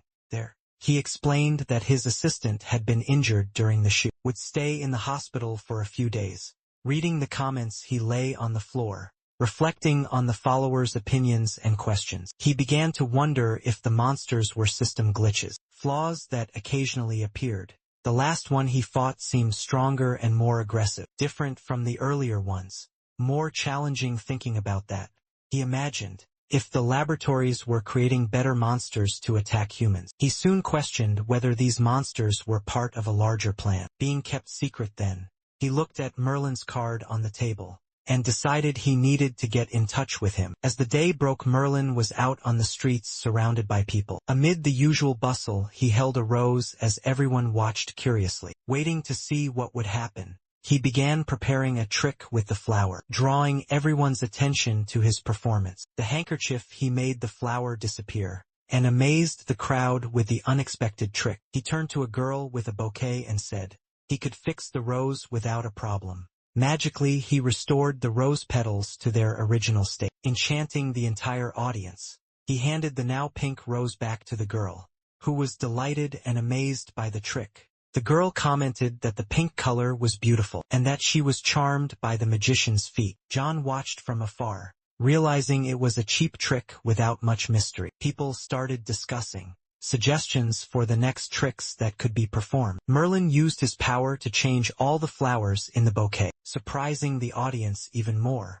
All the red flowers turned pink in the blink of an eye, creating a beautiful visual effect. Merlin admitted he was amazed by everything happening in his life. Full of surprises, Jen didn't understand why people found it so cute, and was stunned by the public's reaction. The magician soon sensed something strange in the atmosphere, and spotted the boy in the middle of the crowd. Surprised, they had Demon with them and introduced the boys, saying their partner had a ride. Surprised, the boy shouted in the middle of the crowd, asking how he was supposed to work with him like that. Merlin asked everyone to give the boy a round of applause, and formally introduced him to the group. The boy wondered, bored, why he was even there in such a strange gathering. A girl asked if he was a magician, and the wizard said he was a toast with unique abilities. But others didn't welcome the hero so kindly, and began mocking his clothes. A man recognized him, and for a moment the boy felt happy knowing that was one of his fans. On the sidewalk, everyone watched closely, as the magician and the boy stood at the center of the street commotion. Merlin suggested he show a trick with his clones to impress the crowd. The boy became furious, and wondered if the magician was crazy or mocking his abilities. Then he had a brilliant idea, to ask the girl what she'd like to see to surprise her. He explained firmly that he wasn't just an ordinary magician, but a Taoist who didn't perform silly or pointless tricks. Merlin, slightly embarrassed, asked if he really had to talk like that, and the boy replied with a light-hearted joke. He said the magician should become a Taoist, to understand a different way of seeing the world around them. The girl, excited, asked if he could completely disappear in front of everyone. He replied that it would be simple, snapped his fingers and prepared for the magic. But to everyone's surprise, nothing happened as planned. Everyone waited anxiously but saw nothing different in that setting. He told Merlin he was expecting the curtain, as they had agreed on for the trick to work. The mage made a gesture and a huge circus tarp appeared. Surprising the young man, people started asking what was happening. With no logical explanation in sight, the boy knelt down and said it would be their little magical secret. The magic scroll, he opened a mysterious portal directly on the ground. Everyone stood still watching as the magic happened under the tarp. The tarp began to swell unexpectedly, leaving everyone even more intrigued. Suddenly there was a massive explosion of light and sound, astonishing the audience soon after. The two were on an international journey, and Merlin confessed his curiosity. He said it felt like walking on air. with no real contact with the ground beneath. His feet, it was as if he couldn't feel the ground, but his muscles stiffened like stepping on alcohol. He turned to the boy and asked where he was being taken. At that moment, the mage was surprised to hear they weren't going anywhere. He just wanted to understand how it worked. John explained that he needed to return home to alter the scroll and change the destination. Merlin listened attentively and asked if there was any limitation beyond just returning from the starting point. Meanwhile, he asked many questions interested, but John had no answers. The boy couldn't solve the mage's doubts, who became visibly impatient. Merlin commented that if he owned the scroll, he would have tested it in every way already. Then he realized the boy didn't value the true potential of the magical scroll. Merlin said he was still interested in buying it, but the boy replied bluntly that it wasn't for sale. The mage concluded he could only offer information until John changed his mind. He thought that was a good sign, better than their disastrous first encounter. Merlin explained he didn't feel pressured by human time and could wait as long as needed. He said he didn't always feel charming or carefree, even if he seemed to enjoy life. John was surprised by the mage's change in personality. It was like he was someone else. He remembered stories saying Merlin was a legendary mage who had lived for thousands of years. Merlin apologized for sounding serious and asked what the boy wanted to know about the monsters. John said that last time, Merlin had claimed the monsters were flawed creatures. Merlin reaffirmed that he never lied, and John said the monsters were getting stronger. The mage stated he had never seen a perfect version of them, but there was something important to note. As John listened, Merlin explained that the monsters looked too much like humans. John realized that made sense as the monsters were half human, which explained their traits. The mage said that's why they had human features, making them unpredictable and dangerous. The boy explained that it wasn't necessary to remove the bodies after battles because a team handled that. Merlin was surprised and asked if John knew what they did with the bodies after collection. He was impressed with the boy's trust in humans, despite their limitations. The mage said the boy was hard to understand, but promised to inform him if he discovered anything new. At home, John was lying down, bored and somewhat depressed, thinking about how to improve himself. He reached out to activate his power, imagining it might help lift him out of his apathy. He thought about visiting a friend to distract himself, but remembered he didn't have any close ones. His second idea was to drink and forget, but he realized he had no money at all. The third idea was to stream live, but he had already told everyone he'd be offline for a few days. While thinking, he was startled by the sudden ring of his phone. When he answered, he wondered who that unknown number on the screen could be. He kept his voice calm and gentle. He was startled by the enthusiasm on the other end, someone far too happy and excited, not fully understanding. He wondered what was going on and why that person was contacting him. The young man on the other end revealed he was a fan and said he had the hero's filming equipment. Excited, he asked if he could return it in person at his house. Clearly thrilled about the reunion, John went to Kong Ho-ji's house and upon arrival, was surprised by what he saw at that moment. On the TV there were several videos from his channel, and books were arranged on shelves, according to his interest. He noticed the setup made for him and was shocked, as if it were an exhibition of his life. Without warning, Haji, excited, asked if John wanted to see the collection. He just wanted his belongings back. Haji floated calmly and said he'd be right back with the items, as if it were totally normal. John, with little expression, asked if he really controlled gravity or if it was a trick. The young man confirmed and made a bag float gently in the air, as if it weighed nothing at all. He explained that he was an anti-gravity man, capable of making everything, including his own body, float with ease. He floated ahead of the hero, who was clearly uncomfortable in that strange environment. Suddenly John felt a strong pressure of energy around him, as if the air had become dense and electrified. He observed carefully to understand whether it was dangerous, or just another trick from the boy. Then a notebook and pen began to float right in front of his eyes. Waiting for action awkwardly, the fan asked for an autograph, but John replied there was absolutely no chance of that happening. Haji asked if they could take a selfie, but the request was coldly denied by John. During the conversation, John's phone rang, insistently interrupting the moment. On the screen, he saw that Mare the Hain was urgently trying to contact him. Night fell under the moonlight, giving the environment a different and mysterious aura. John was surprised to see that the boy wasn't alone. Another friend had come with him through the portal. As they crossed, the mage asked who that child was, visibly bothered by his presence. John explained that the boy was a fan and a vagrant like them, someone with no clear destination.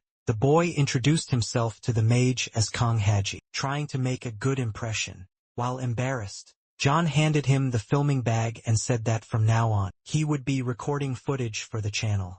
He told the boy to follow them and make sure Merlin didn't notice any of the filming. The mage, curious, asked if the boy could really make objects float. Haji got nervous and explained that it was something more complex than just that one isolated ability. The mage said he didn't need to explain so much, and asked if he could make people float. Upon confirming, the mage was pleased and said he would test that in a future mission. He stomped on the ground ready to jump, and the three of them floated through the forest. With the boy's help, Merlin floated effortlessly, but soon landed, showing mastery of the technique. He turned to the boys and told Haji that his ability had potential for practical use. To their surprise, the mage made a strong leap and quickly distanced himself. Leaving the two behind, they watched him, and Haji was impressed to see that Merlin had grasped the ability so quickly. The mage explained that it looked like a trick, but Merlin was more than he appeared to be. John was preparing to ask questions, but they were interrupted by Haji, who saw something ahead. A massive structure appeared in the landscape, imposing and mysterious, increasing their curiosity. Merlin explained that the place was bigger than the maps had indicated, which was suspicious from a distance. They saw a bus with people and others crying on the steps of the cult's palace. Jen realized it was a place of worship, and the mage confirmed his suspicion. John was stunned to learn that the village belonged to the Will of Heaven Church cult. Jean reported that Mama Bear had gotten on the bus with members of the local church. She asked over the phone if that was really the cult's outpost, since there was no visible security on the call. A friend said they wouldn't be able to identify her without support from Specialized Unit 1. While hearing about Mama Bear's location, she received a call from John wanting to talk urgently. She grew uneasy. Imagine a serious reason for such a sudden and unexpected call. John spoke with Merlin, and the mage affirmed he was certain that was the cult's location, and that Skylord was leading it. Rylan pointed to a series of turned-off lights that revealed a structure not matching typical design. They observed the building together, its lights all off, and suspected that something very important was hidden inside. The mage suggested using the scroll to enter, but John rejected the idea. It was too improvised and risky. John didn't trust Merlin enough to risk the boy on a mission without any guarantee of success. Haji, displeased, said he doubted his anti-gravity ability was strong enough to carry them all at once. Maybe alone, but with two more people, he couldn't guarantee he could jump all the way to that tall and distant building. Merlin tried to calm him and took off his gloves, tossing them back with a precise and calm motion. To their shock, the gloves turned into two massive magical birds, startling the boys. The mage explained that there are many ways to fly, and that was just one of the forms he had mastered well. The boys were then carried by the silent birds, flying toward the mysterious structure. Inside the building, Merlin said there was nothing extraordinary, just ancient artifacts being stored. In one of the rooms they found weapons and wooden objects, well preserved by those who had lived there. Berlin commented that he had smelled something strong coming from the ventilation, and suggested they check the source immediately. Haji, suspicious, asked if maybe the missing people were being hidden in that place. Upon hearing that, Merlin froze as if those words had touched something deep within him. Turning serious, he asks exactly what they meant when talking about the missing vagrant. John smirks slightly, and thanks the boy for telling Merlin something he himself didn't know. The hero explains that vagrant had been mysteriously disappearing, and it worried everyone. Merlin, frustrated, says he should have been warned earlier to take precautions and protect everyone. John justifies that he didn't think the mage, being too powerful, could actually be in danger in that case. While they were talking, a sequence of messages on John's phone suddenly interrupted the conversation. Upon reading them, John sees that Gina urgently contacted him, reporting the dangerous presence of cultists nearby. Though nothing had happened yet, she emphasized they needed immediate help as the risk had increased. John stares at the phone wide-eyed, surprised that they were asking for help at that moment. They continue descending the dark staircase, alert to every step in the damp and shadowy environment. John remembers the smell coming from the ventilation and suggests investigating a possible hidden basement. The mage walks confidently toward the vent, showing no fear of any hidden threat.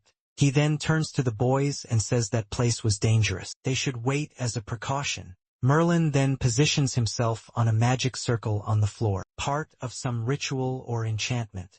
The boys watch with curiosity, not understanding what the mage planned to do at that moment. He explains he prefers using underground tunnels instead of ventilation to reach the destination faster. He begins descending steadily, asking them to follow carefully since the path might be treacherous. John gets nervous seeing Merlin open a hole in the ground, using magic just to avoid getting his clothes dirty. The hero takes a deep breath, gathers courage and jumps into the hole.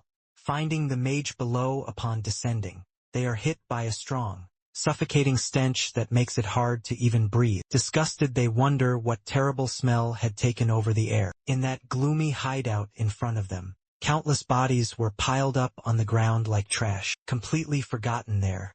Haji, nauseated, can't handle the smell and vomits colorfully in front of the macabre, horrifying scene. Meanwhile, the hero asks if that place was a storage area, and remembers he had visited it before while at the lab. The mage says many creatures didn't survive the process, and had been created there with severe defects. He explains that the space held bodies that couldn't be buried or cremated properly. While looking at the map, they comment that the place is enormous, and was carefully planned from the beginning. John gets scared when he sees a room on the map called Ingredients, and wonders about its disturbing purpose. They ask what ingredients are used to create monsters, and the mage reveals that they were very similar to themselves. The hero then understands that the main ingredient for the creatures was the missing vagrant themselves. He remembers when Merlin said the monsters copied vagrant, and gets furious for not being told earlier. John feels betrayed upon learning that missing people were turned into ingredients for terrifying monsters. Merlin regrets not saying anything, and admits he would have spoken up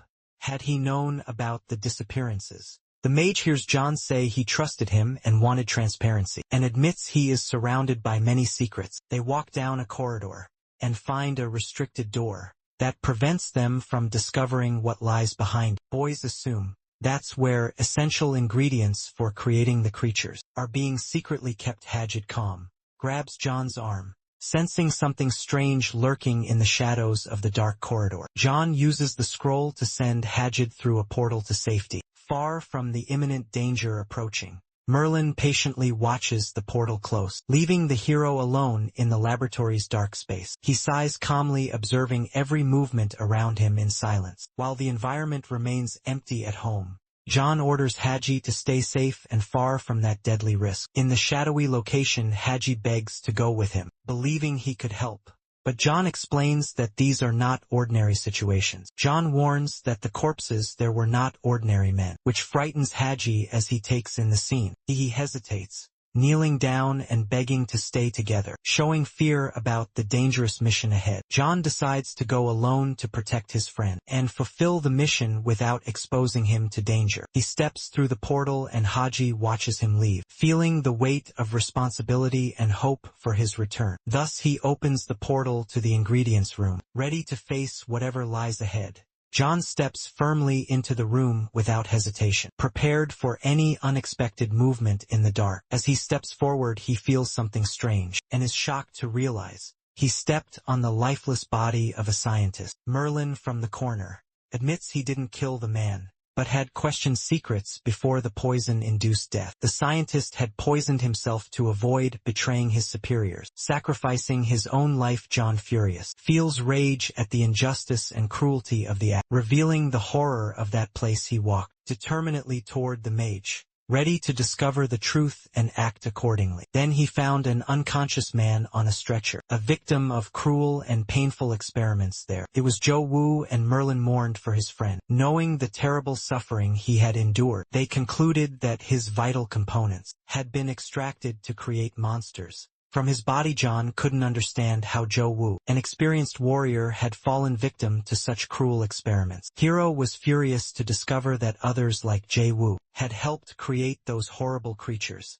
Merlin said he had stayed silent because he didn't know if John was helping that secret organization. Gina analyzed the notebook and saw dozens of failed tests in the creation of monsters. The record showed failed attempts in decomposing bodies, confirming the true horror there. Merlin closed the notebook, saying Wu had been the last experiment since last December. Desperate, John begged to take Wu to the hospital urgently, before it was truly too late. When he released Wu, the man screamed in intense pain, showing he was still suffering mortally inside. Merlin suggested it might be better to end his suffering, since there was no hope of recovery. Furious, he raised ice spikes around them, ready to attack any threat that appeared in that dark lab. Merlin explained that, if released, Ju would go wild and immediately put everyone in danger. With his rage, the hero questioned the mage, and he said he had seen others like Wu lose control brutally in that place. Furious, John stated he would defeat Wu if he threatened the group, or tried to attack anyone. Merlin understood the hero's anger, and said it was hard to keep emotions in check on a mission like that. Angrily, John told the mage to shut up and stop with the useless explanations. That only made things worse. He formed an ice sword and tried to break the iron chains that held his friend on the stretcher.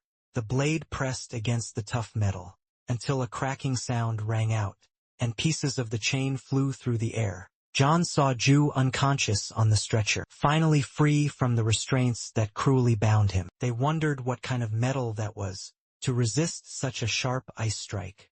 Merlin approached to examine the metal, but that made John uneasy about what he might find. The mage said he now wanted to analyze the mystery of the chains, instead of worrying about Wu. They soon realized the chains had begun to melt on the floor. In a strange and inexplicable phenomenon, purple puddle slowly formed, where the metal dissolved in a bizarre organic decomposition process. Merlin explained that it came from human organisms, used to create monsters with similar powers, demonstrated in the air that this power was the same one used to control special abilities. Suddenly the material exploded in a blinding flash, surprised everyone with the intensity of its impact. The chains fully decomposed as they were organic, and surrendered their form.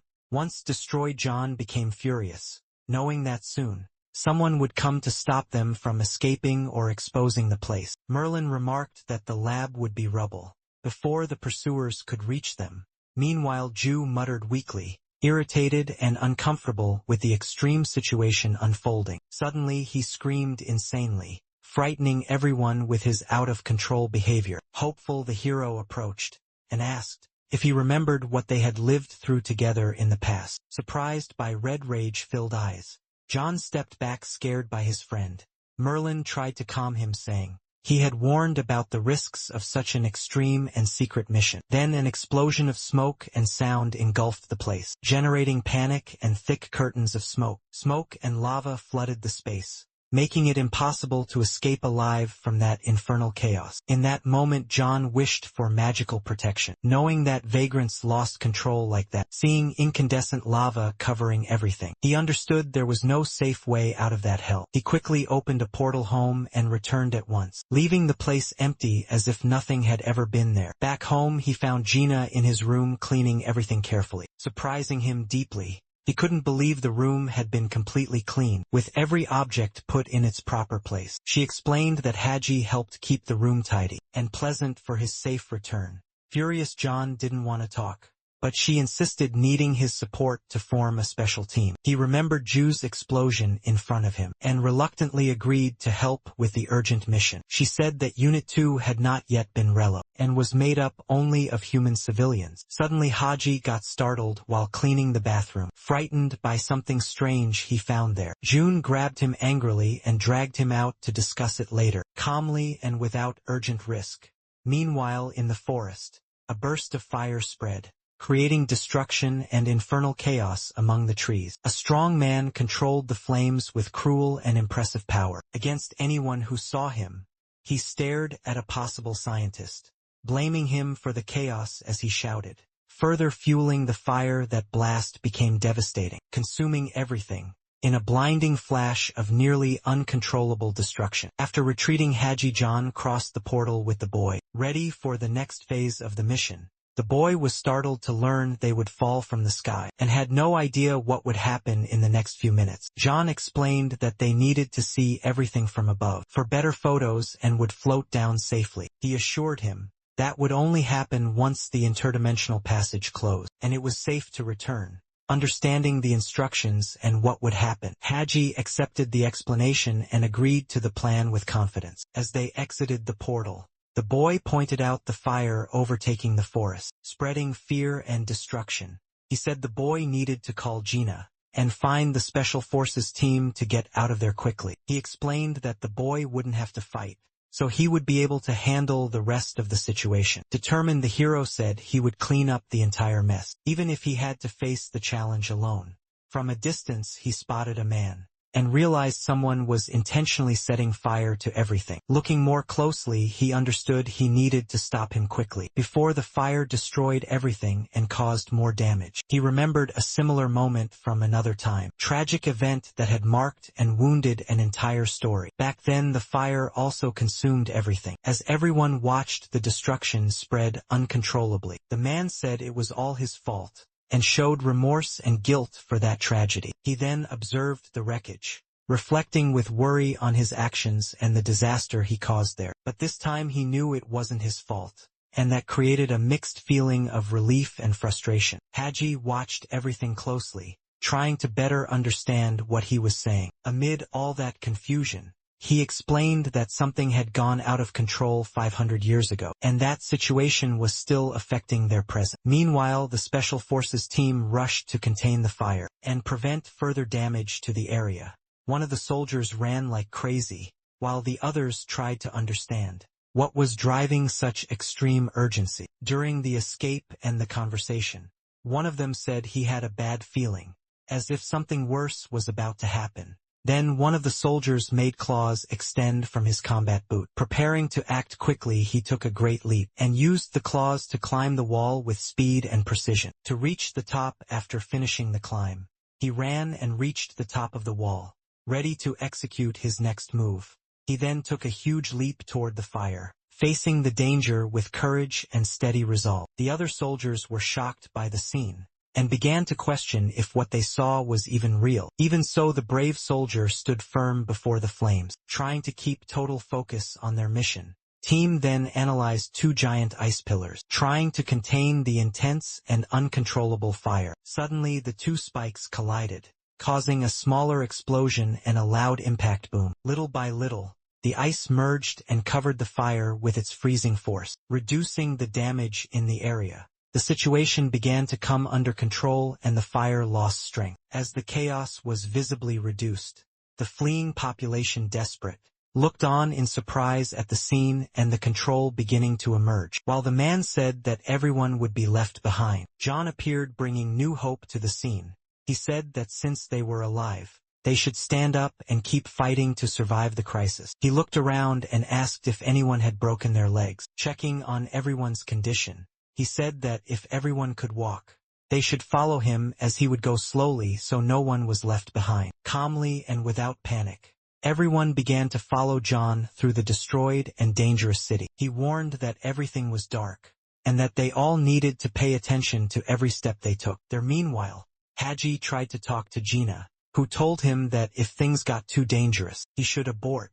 But the call was suddenly cut off due to lack of signal, leaving Haji even more worried and distressed. Amid the chaos with people running, he wondered how he would find the team at that critical moment. Near the boy, a voice emerged saying to recognize his voice, which caught the young man's immediate attention. Merlin appeared and joined the boy, happy to see him safe, which brought relief amid the general confusion. A bit shaken, Haji said that John had also escaped, and that renewed hope in the atmosphere.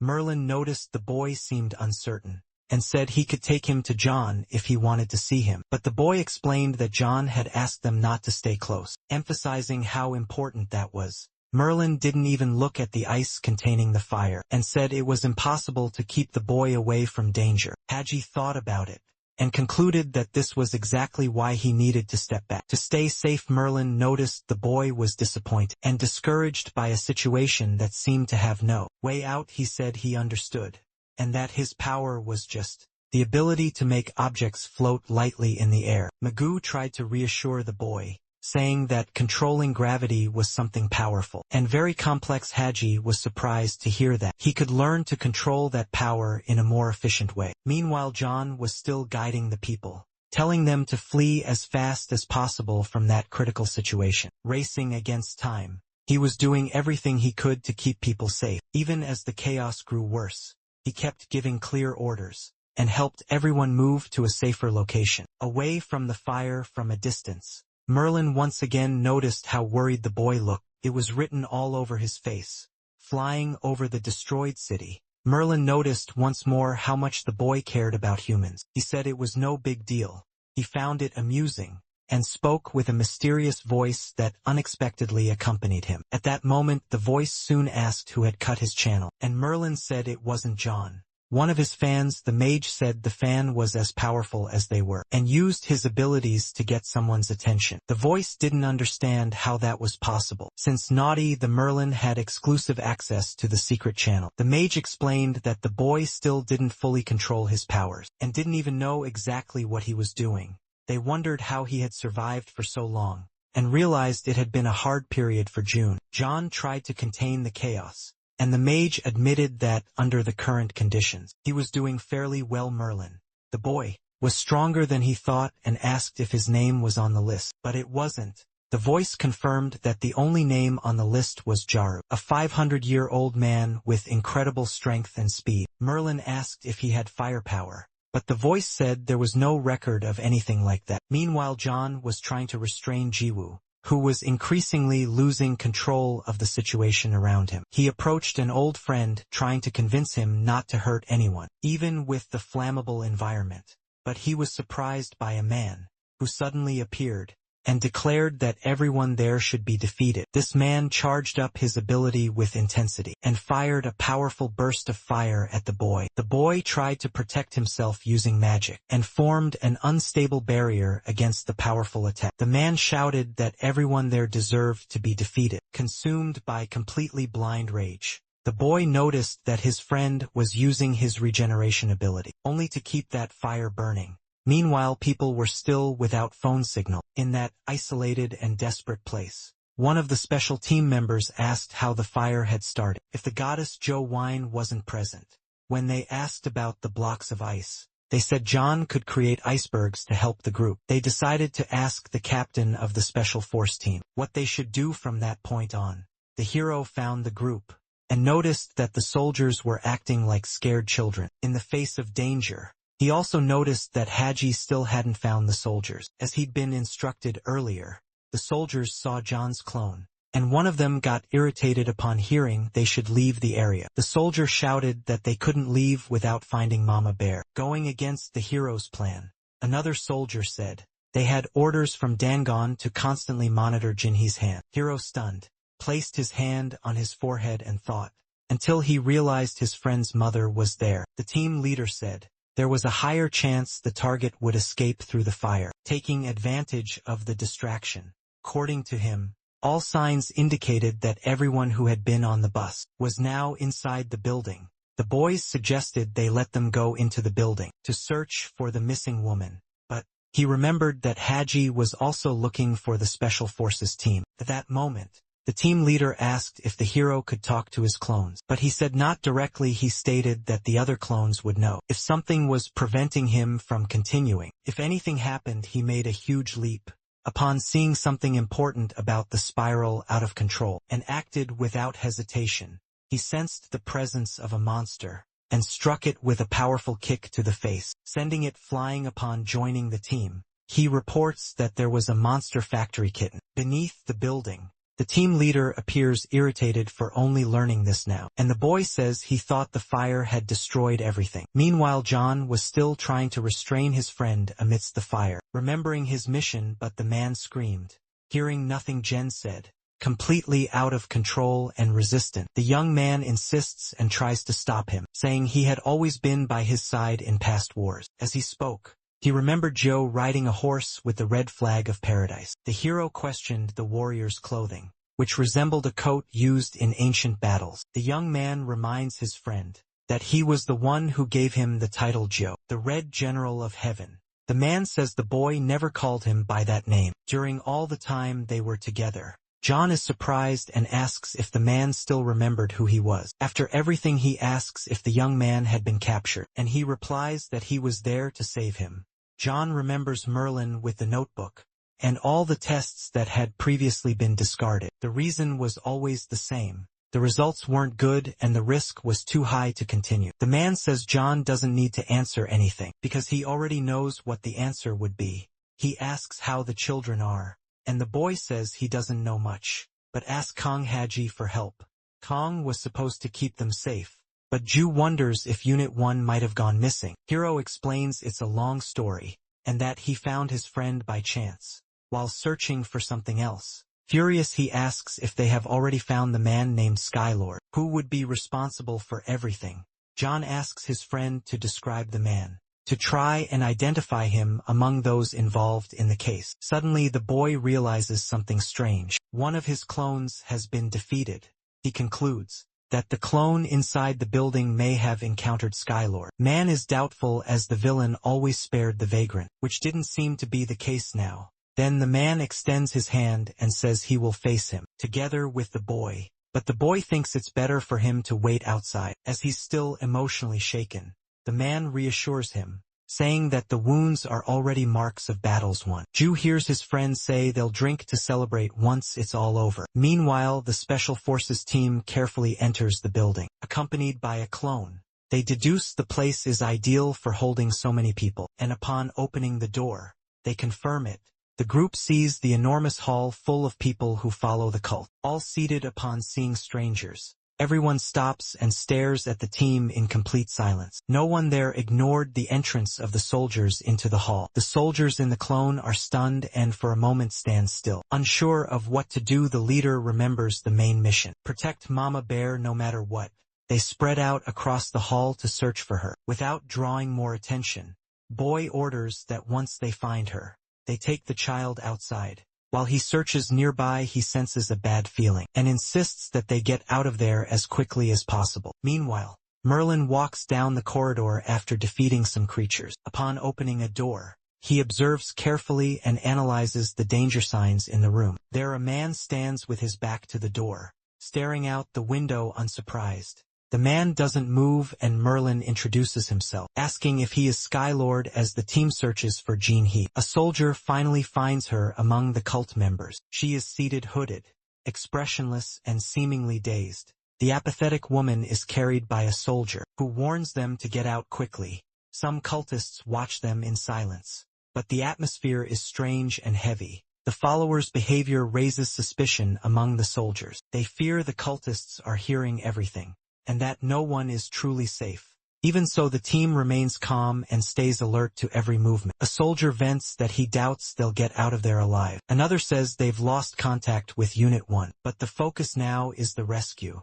As they walked, strange sounds emerged behind them and everyone turned around. One cultist begins to tremble, and his body melts before everyone's eyes. Meanwhile, Haji walks alone, thinking about the weight of responsibility. He remembers Merlin's words and starts to believe in his potential. Suddenly, a sound startles him and he realizes a monster is about to attack. Before the strike, something hits it hard and knocks the creature to the ground. Still on the ground, Haji cries out for help and Ju appears to defeat the enemy. The villain tries to move his hand but dies within seconds. Ju looks at Haji and recognizes the boy who wanted to join the team. The boy remembers when Jaiwoo said he wouldn't be able to hurt a fly. Curious, Jaiwoo asks if he joined the team while he was away. The child explains that he helped indirectly supporting John, especially with sanitation efforts. He says he came to help rescue Unit 2, but doesn't know where they are. The man looks at the dead monster and suspects it was made from his own material. Suddenly, the monster's body begins to dry up and turn to ash on the ground. Ju turns to Haji, alarmed by what he saw, something unusual even for him. Haji, not understanding what it meant, watched everything in silence. Confused and wide-eyed, the man invites him to come along, believing they'd have a better chance of surviving and understanding things together. John was descending the stairs of the building slowly, using a flashlight to illuminate the dark and empty path. Upon seeing a door, he noticed the silence was too absolute. Something he knew was a bad sign. When he opened it, he found a body stretched out on the floor, and brought the flashlight closer to identify it better. It was his own clone, completely defeated, as if it had been attacked by something incredibly strong. Without hesitation, he used his magic to undo the clone, ending its existence and absorbing its memories. John wondered what had happened there, and whether the enemy had reached them sooner than expected. Looking ahead, he noticed footprints on the ground and decided to follow them, believing they would lead to the culprit.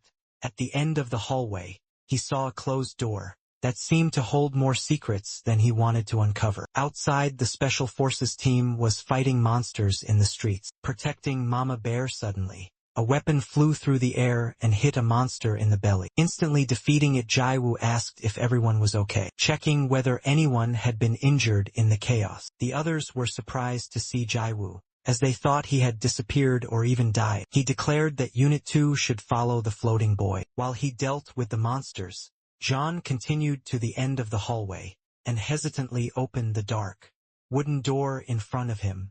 To his surprise, he found Merlin, who said he was impressed that John had managed to restrain his own friend. The young hero wondered what the powerful mage was doing there. At such a strange moment, the magician held the head of Skylord and said he had spoken to him just a little while ago. John criticized the mage's actions for being impulsive, and said he wanted more questions asked to the villain. Merlin placed the enemy's head in a corner, and said the boy could question him as much as he wanted. The mage said all the answers were there, and the dead man no longer hid any secrets. John walked through the silent room, trying to process everything that had just happened there. He held the man's lifeless head, realizing he had already left this world. Turning to Merlin, he commented that the villain could no longer be held accountable for his crimes. Merlin replied that if John wanted justice, we should have found him before the mage did. Our hero was displeased, as he had expected more empathy and responsibility from the old mage. Merlin explained that John had wasted too much time worrying about his friend. In the previous battle, the young man responded that he had no regrets, and would do everything the same way again. The mage commented that John could keep Skylord's body, to do whatever he wanted with it. Horrified, John wondered why he would want the villain's dead body in that condition. Merlin stated there was much to learn from that body, which belonged to a rare indigenous species. He explained that this species was not from this world, superhumans different from the others they knew. The boy concluded that the enemy had unique powers, similar but different from theirs. The mage confirmed, saying that the death of an indigenous being wasn't like that of a common vagrant. Everything was still theoretical, based on the cycle, a hypothesis about mysterious disappearances. John asked if the mage had any concrete proof to support such an absurd theory. Merlin admitted he had no proof, but said he'd done him a favor by leaving the body with the boy. The young man recalled how Merlin was obsessed with monsters and with the laboratory files. John concluded that he couldn't be fooled by the mage's strange behavior. Smirking discreetly, Merlin asked the boy what he was so sure about. The boy said that if the body truly had answers, he would have kept it alive at any cost. He believed the mage was hiding information and trying to manipulate the situation to his advantage. Worried, Merlin said he thought he was acting well, but maybe he had been too obvious. Furious, John declared that he knew a setup when he saw one, and that something was clearly wrong. While the mage tried to justify himself, the boy said he would discover the secrets on his own. He pressed his foot against the floor, firm and determined before the mage's words. Ju continued his relentless fight against the monsters, having already defeated the 34th enemy. After finishing it off, he watched the body fall, and concluded that this was the best course of action. Suddenly, something unusual happened in the distance, grabbing his attention with a loud noise. A massive explosion destroyed part of the church, sending debris and tremors through the entire structure outside. Merlin flew calmly while ice spikes attempted to strike him midair. From above, the mage saw the boy insist on the ice attack, and was surprised by his persistence. Calmly, he placed his foot on a frozen structure, and waited for the hero's next move. Suddenly a sharp piece of ice flew toward him, nearly striking his chest with force. Before the impact, the ice stopped in midair, and Merlin admitted he knew the boy wouldn't kill him. John stared at the mage and ordered him to return the items, taken from the body of the Sky Lord. With superiority, the mage said the items were useless, since the boy wouldn't know how to use them. Tired of the games, the hero asked if the mage wanted to trade the scroll for something else. Merlin replied that the scroll alone wasn't enough. Something even more valuable was required. Suddenly a stone flew fast and strong toward the mage, interrupting the conversation. Ju appeared furious, hurling rocks ripped from the ground with anger. One stone hit the ice structure where Merlin stood, shattering it with a crash. John asked why Ju was still on that dangerous battlefield. Ju said he was there to help, because he knew John would face the Sky Lord alone. As they argued, Merlin washed board and said the battle should end soon. Ju grew impatient and showed his dissatisfaction with the absurd situation. Merlin commented that the boy was too confident, thinking he could take everything for himself.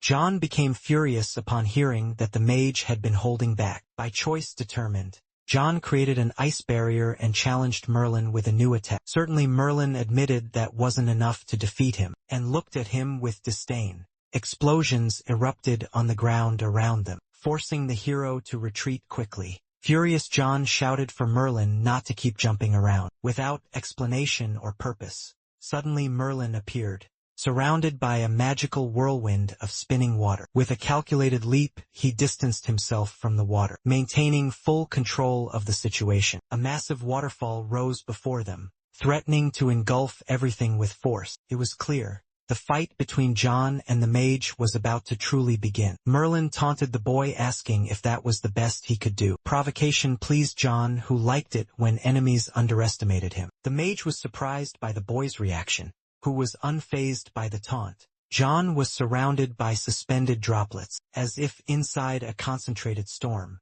He looked up and saw a massive wave about to crash down. With unstoppable fury, John used his scroll to open a portal to the depths of a vast ocean. With a clenched fist, he intensified his magic, turning it devastating. Suddenly, the waterfall turned into ice, freezing the air around them. John watched closely, trying to predict the mage's next move. The ice began to crack, emitting sharp and powerful sounds. Unexpectedly, from within the shattered ice, Merlin reappeared, calm and ready to keep fighting. John admitted the strike wasn't as strong as he had hoped, and was frustrated. He concluded that Merlin would now use his full power. In the upcoming battle, the mage confirmed he might lose an arm or leg, as he wasn't good at direct combat. The abilities shown so far were tricks, but he mastered the use of wind. Merlin stepped lightly in the air, and said that wind manipulation was just one of his skills. Observing the boy, he revealed that he controlled the entire atmosphere around him. John concluded that was how the mage defeated the feared Sky Lord. Merlin explained he took down the enemy, who tried to use organic matter to control his mind. He recalled not using all his power, just striking back painfully. After seeing the enemy's weapon, together they remembered when they saw several abandoned weapons at the facility. John was shocked to realize the weapons belonged to the lifeless bodies they found. The mage said the villain discarded the weapons after finding what he was looking for, but kept one sword wearing his special glove. He commented that artifacts like that had a will of their own, and resisted their wielder. He thought the sword would reject him, but to his surprise it accepted and helped him win. Looking down, he realized the boy's friend didn't yet know the villain had already been defeated. Jen realized he had forgotten to explain what happened, too focused on fighting the mage. Meanwhile, Ju entered the facility, determined to find the Sky Lord before it was too late. Thinking quickly about what to do, he is startled by the disturbing scene he just witnessed. In the middle of the hallway, he sees cult members standing still as if frozen in time. Walking among them, he begins to doubt whether anyone there could still truly hear him. He observes their faces and notices different expressions, as if they were trapped in a trance. At the end of the row, he spots a boy staring at him in distress, overwhelmed by fear as a man calls out to him for a conversation. The boy runs away frightened. Filled with panic, he reaches out, trying to grab the boy's hood to make him stop and hear his questions. Recording the moment, the man says he wants to know where the cult leader is, and ask some questions. The boy looks at the man and realizes he's not the leader, perhaps a reporter or an agent. The man denies that and asks, who could help in such a complicated situation? He's surprised to hear the boy is actually a spy, infiltrated among the cult members. Letting go of the boy, he introduces himself as Lee Kishel, a government agent. He explains that the government monitors cults because any organized protests or violent attacks. Lee asks the boy if he really knows what's going on there, and promises to believe his answer. He says that because the boy escaped from a lab, and probably knows more than he seems. The boy looks down the dark corridor, and asks if Lee found any other survivors there. Lee replies that he didn't find anyone else, and begins to grow desperate with the situation. He believes no one will make it out alive and that perhaps he, too, is doomed. Do grabs Lee by the shoulders, and assures him he's there to help and keep him alive. The boy is stunned by the man's confidence, and doesn't know how to react to such courage. He soon bites his lip nervously, and starts thinking again about how serious the situation is. Lee explains that their leader transformed ordinary people into horrible monsters. He reveals that only the most devout followers were selected, and invited to stay as soon as they arrived. They gave up their phones and lost contact with the outside world. They were required to erase all digital traces, like accounts, emails, and phone numbers. The cult demanded that they donate all their money, claiming they'd no longer need to run. The brainwashing made members believe they were privileged to be there. The man is stunned to see that Lee hadn't lost his mind. Like the others, Lee says he carried a needle and when losing control, would pierce his own skin. Ju is shocked to hear about this method, and understands the danger the boy faced. Lee explains that the brainwashing had one goal, to make followers worthy of Skylord.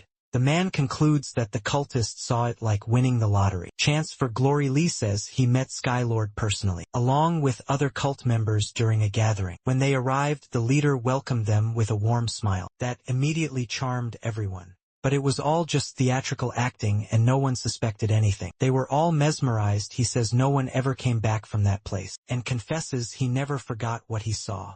With an anguished expression, he brings his hand to his face as if about to vomit from horror. The boy loses strength, falls to his knees, and the man rushes to help him. Lee recalls seeing body parts scattered everywhere, though he couldn't recognize anyone. After that traumatic scene, someone reached out and grabbed him firmly.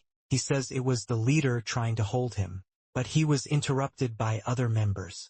While the leader scolded him, the cultists said they had failed to protect the scroll. In the panic and chaos, Lee saw an opening and managed to escape that dark place. There he didn't fully understand what was going on, but he constantly feared being chosen. That's how the events unfolded until the moment he first met Ju. Looking at the cultist, he wondered if there was still a chance to save them from the brainwashing, but he mourned in silence, unsure if those people were even human anymore. Meanwhile, in the forest, the special team leader said there wasn't enough data to draw conclusions. They decided to continue investigating the monsters, and promised to be cautious about everything. The leader informed Haji that there wasn't much to worry about. At least for now. The boy listened anxiously, knowing his mission was to save Mama Bear and return safe and sound. The leader tells the group they need to leave the area as quickly as possible. He's surprised to see that everyone is adapting well to the reduced gravity of the place.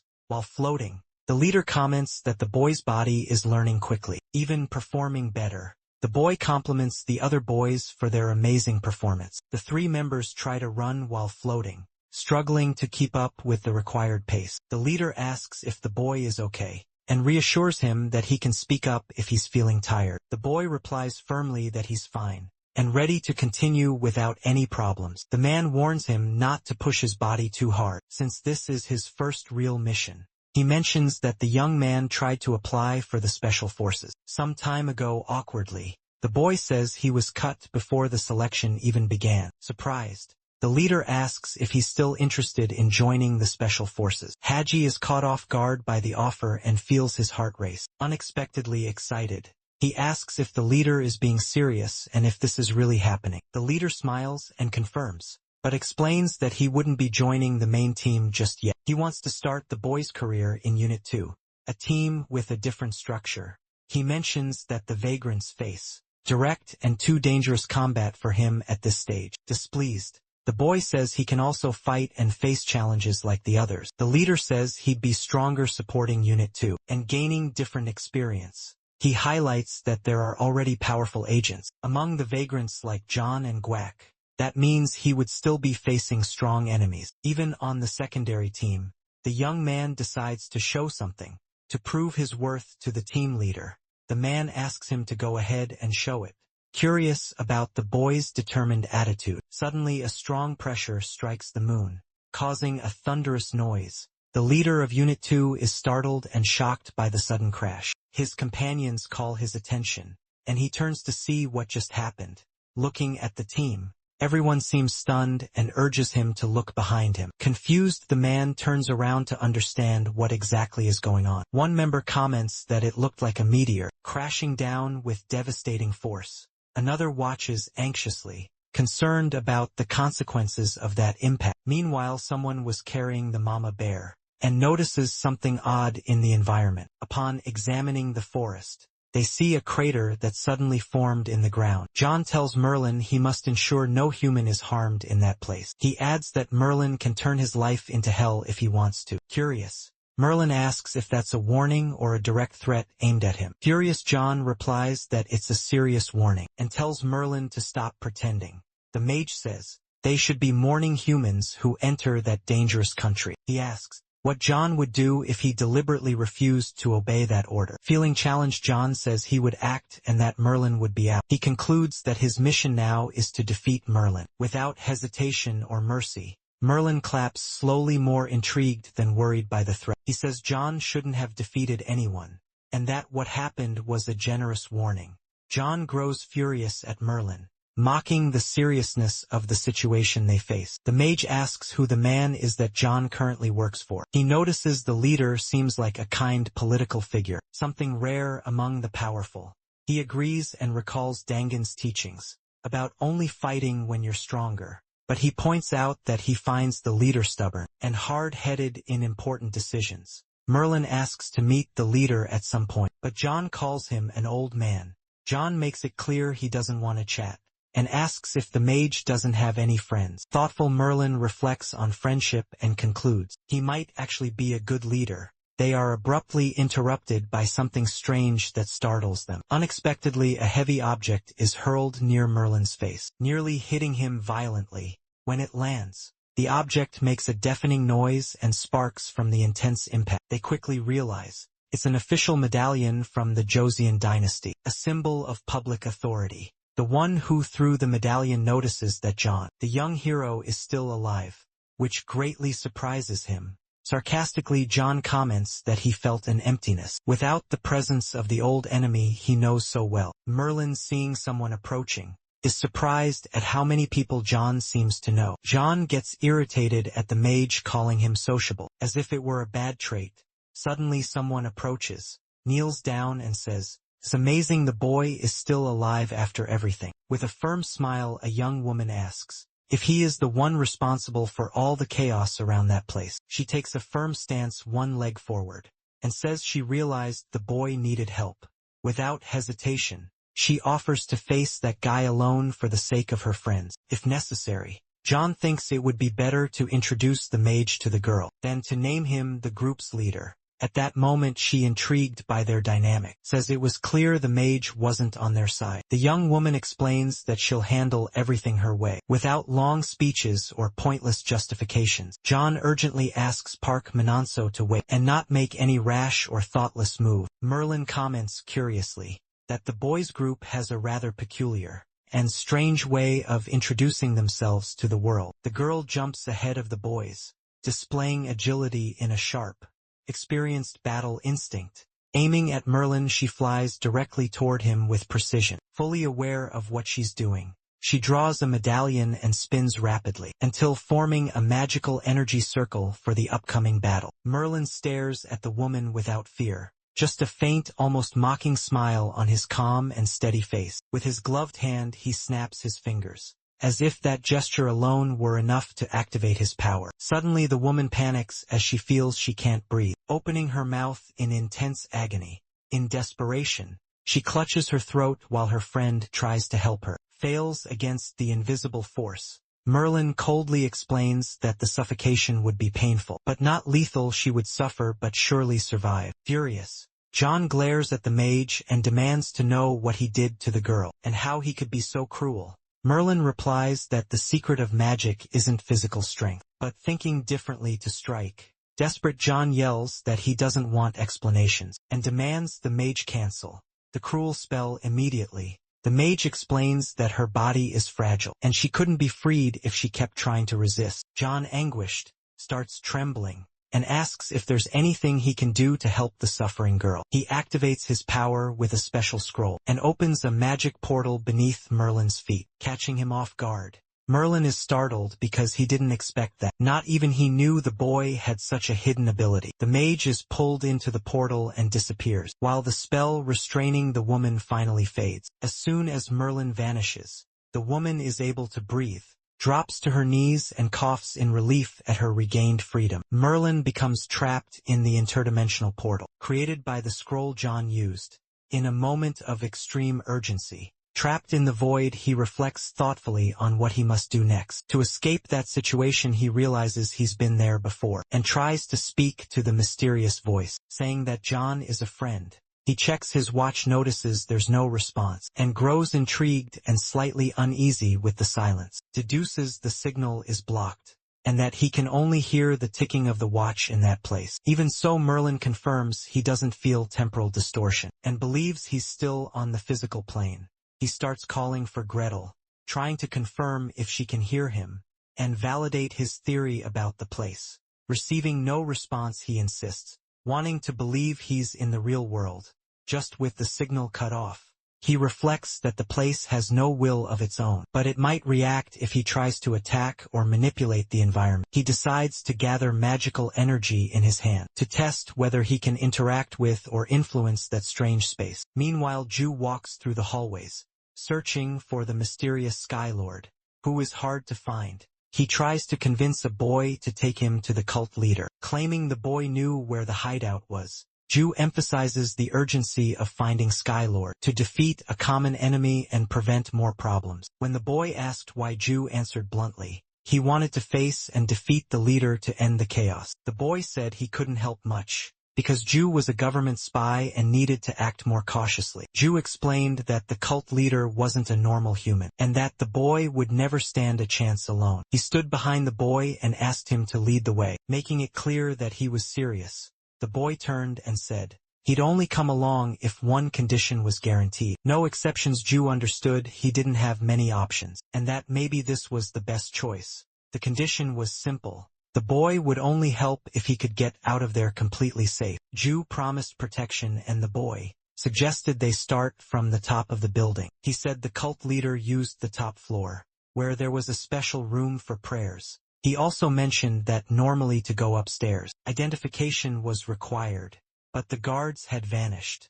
Soon they saw a strange door, and G was suspected something was wrong in that area. The boy believed someone had locked the door from the other side to keep them from moving forward.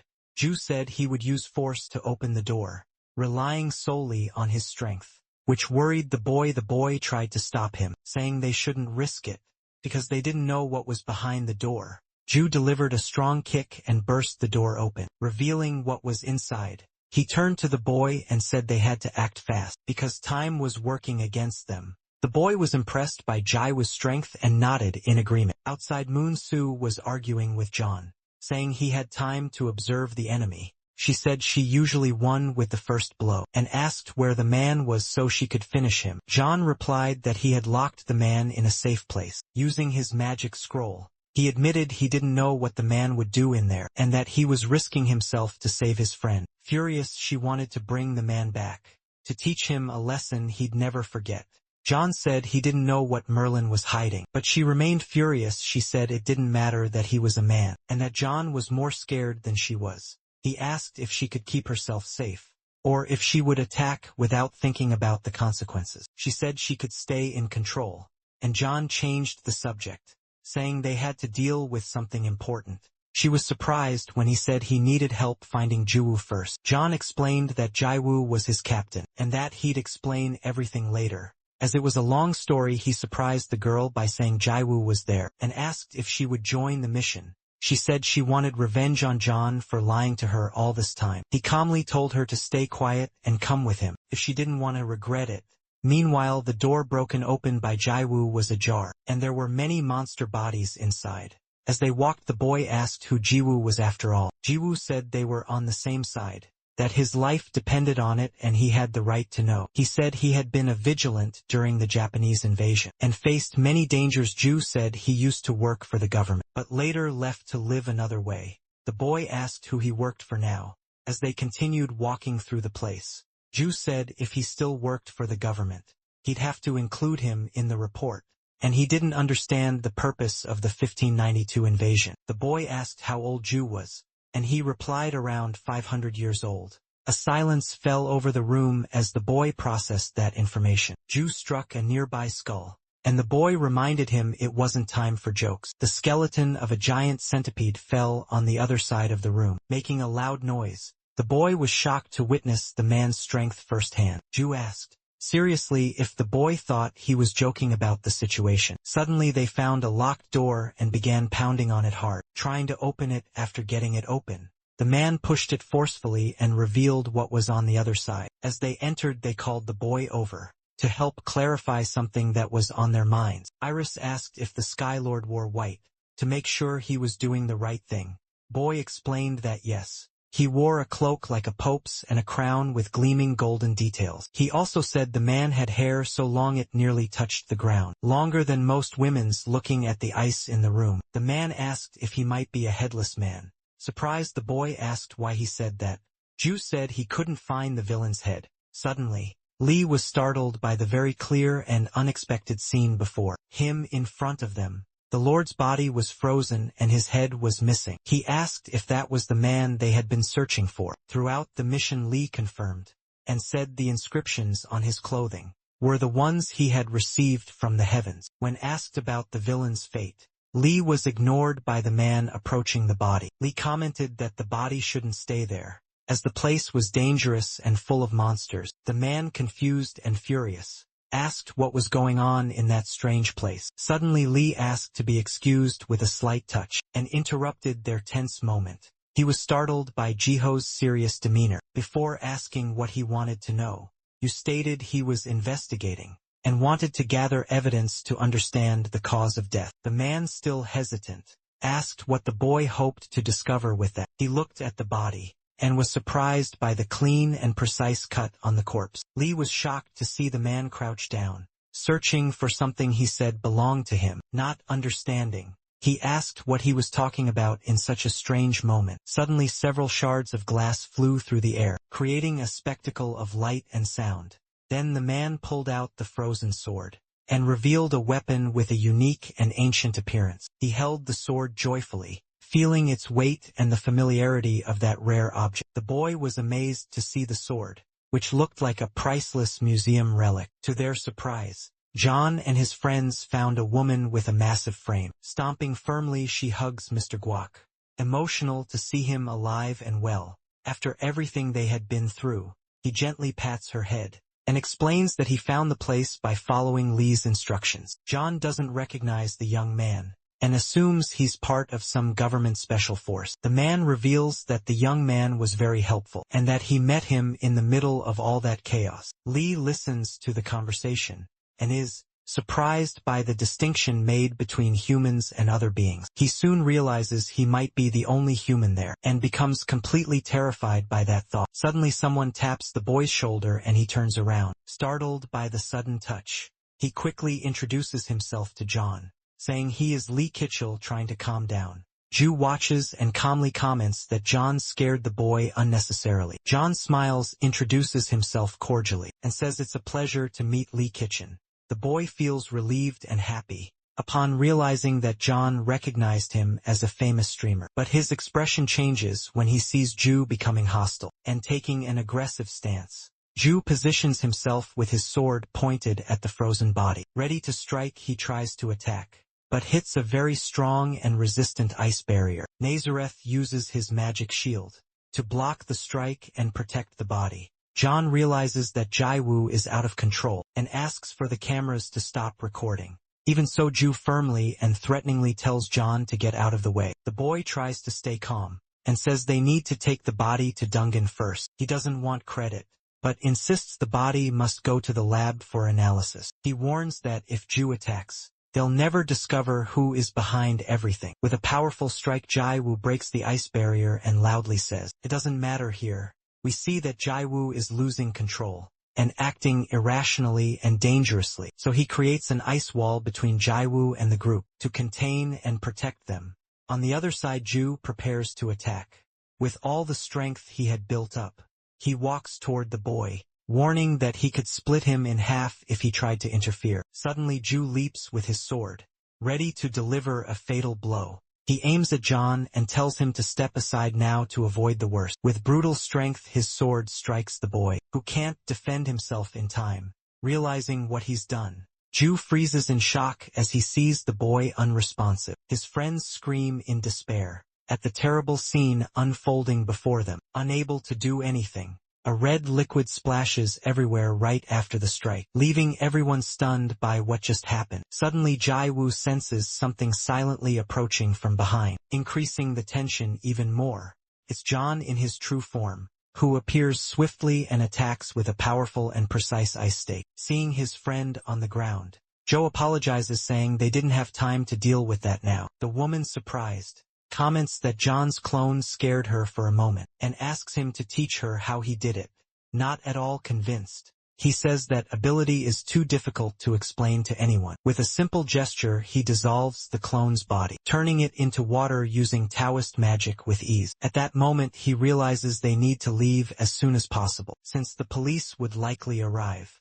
Munsu is surprised to learn they wouldn't be using the scroll to escape, as she had imagined. The hero reminds them that they couldn't use the scroll because Merlin was trapped inside the artifact. The boy says he didn't know if they would find Merlin using the portal, and so chose not to risk it.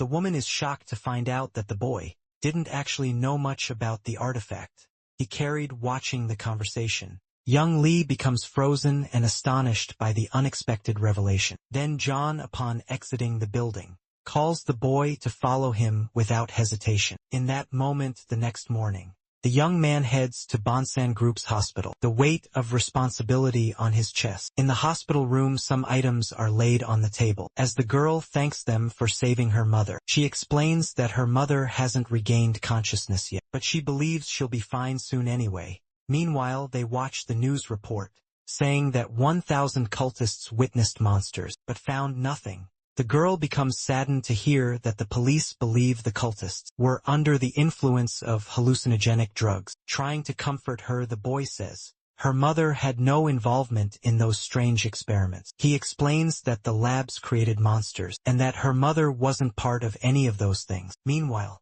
the girl listens as John asks about the whereabouts of her father, since her family was at the hospital. She explains that her father had been away from home during those days, without any communication with them during that time. Saddened, the young woman says it wasn't due to lack of will, but because he was going through a difficult moment. Thus, the hero listens to everything apprehensively, but chooses not to press further about her family. At that moment, he decides to leave the room and stop asking questions about the girl's father. In such a delicate time, he tells the girl he won't get involved in her family's matters, since everyone has their own reasons. As he opens the room's door, he takes responsibility and says, everything was happening because of the scroll. Grateful Ginny comments that she didn't know how to help, but she would always stand faithfully by John's side. He thanks her and says he appreciates the loyalty and compassion she offers him. In that moment, then, he exits the room and gently closes the door, with respect and affection for what they shared there. As he leaves, he's startled to see who was waiting for him outside, leaving him briefly confused. Gina doesn't understand his surprise, and says there's no reason she shouldn't be there. At that moment, she asks the hero to follow her outside, as they needed to talk about something urgent. Confused and curious, he wonders what the purpose of such a sudden and secretive conversation could be. They head to the hospital's outer area in search of privacy, to speak freely about the matter. While smoking a cigarette, Gina says She learned what had happened in the last few days involving the hero. He tries to ease his guilt by saying he didn't mean to cause so much confusion and disorder. With his actions, Gina confirms she expected that reaction from him, and that's why she acted in advance to anticipate things. She explains that footage of the fire was briefly posted online, but it didn't gain much attention. John confirms, saying that since it was a large fire, it was natural someone had seen it. He regrets it, knowing the president likes to keep government matters absolutely secret. Gina adds that the president already knew what the vagrants were capable of. When asked about it, she says he had mentioned meeting a vagrant once before, and that this was the first time they truly understood what the president knew about them. She also says that Agent Ness wasn't hostile, and believes the government might use the vagrant favorably. Hearing that, John is glad to see that his friend Yu is extremely sharp and clever. However, he grows uneasy when she mentions there are other surviving vagrant in the world. A few words she falls silent, reflecting on the consequences of that possible situation. The young man then says he believes there are no remaining vagrants left to cause trouble. He asks how her leader Dangon is handling the tense situation they're currently facing, and he asks his friend Joe Wong not to let the president shine too brightly in front of everyone there. Gina then asks why he's speaking so directly and bluntly like that. He explains that he's sure no one will want to deal with him if he continues living too long.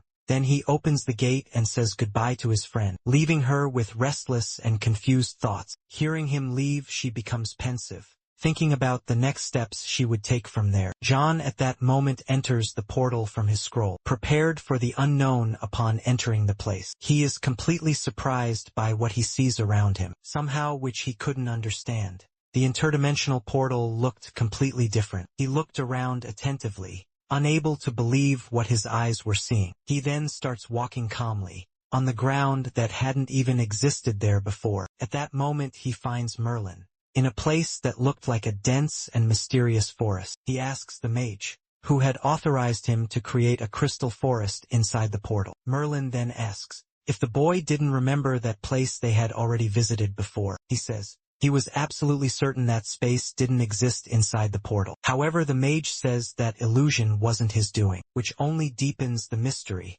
Beside a magical crystal orb, he says he could apparently modify the terrain to some extent. Then he extends his hand toward the crystal orb, which begins to glow intensely with a blue light. John wasn't expecting that, and is stunned to see that kind of magic happening before him. The light was so intense that the boy covered his face with his hand to shield his eyes from the brightness, and suddenly, the entire crystal forest simply vanished before their eyes. The powerful mage extends his hand and says he believes that was the true cause of the change. He states that although it was crooked, the object wasn't broken, and had already been like that when he found it.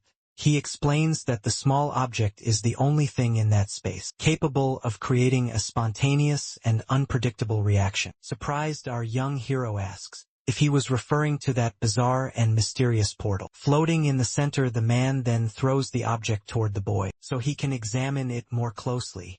However, when trying to catch it with his hands, the boy only sees the object completely disintegrate before his eyes. The mage explains that the fragments appear in the air when their energy is depleted, and admits he still doesn't know how to change that. He reveals that it was what he used to call a fragment, part of something greater, ancient and much more powerful. The boy believes the fragment belonged to something grand, and perhaps that's why it held so much concentrated power. According to his theory, that power could reconstruct old memories forgotten in time, like pieces of a puzzle. As a suggestion, the mage asks if the boy still remembers the exact place where he was born or raised. John says he used to live in the mountains before being adopted by a kind family that had no children, but the mage interrupts him, saying he wasn't referring to that birth, but to the other world, the one he came from. He asks if the boy has any curiosity or desire to return to his world of origin, the one he no longer remembers. The boy admits he remembers absolutely nothing, and that none of the other vagrants remembered that place either. John says he's always felt a bit different from the others, but still didn't understand exactly why.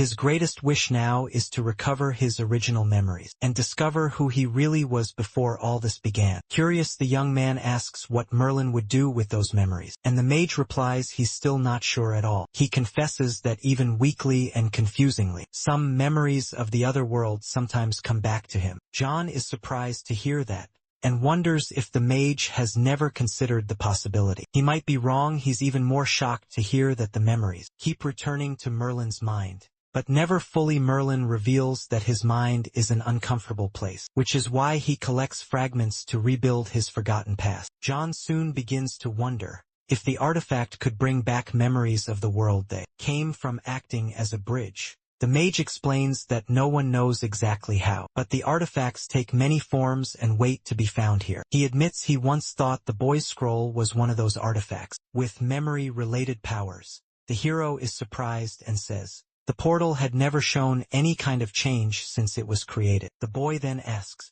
how the mage knew that Skylord possessed such an important artifact. He explains that the artifacts are parts of a whole, and that memories from the other world can create unique abilities. The boy then remembers how the monsters began to be created, and how terrifying they had become. He reveals that the villain was a superhuman who could generate organic parts from his own body and grew stronger. He also says the monsters created by the Lord were failures, but even so he managed to produce remarkable aberrations. As an argument, Merlin says that John was the only one seeking the artifacts with such a noble and calm purpose. The boy is shaken to discover that other people are searching for the artifacts to turn humans into monsters. Suspicious, he claims the mage is trying too hard to seem trustworthy and kind. Patiently, the mage says he's telling the truth and only does what's necessary when it's truly needed. He turns slightly and says that if he had already been labeled a vagrant now, thousands would be after him. When asked how many artifacts exist, Merlin admits he doesn't know. As many are mere imitations, but they were so coveted that even the fake ones became rare, and it was impossible to know without testing. First, John asks why the handle they found seems real, yet was so easily destroyed. The mage replies that since it was found so easily, its power was already nearly depleted.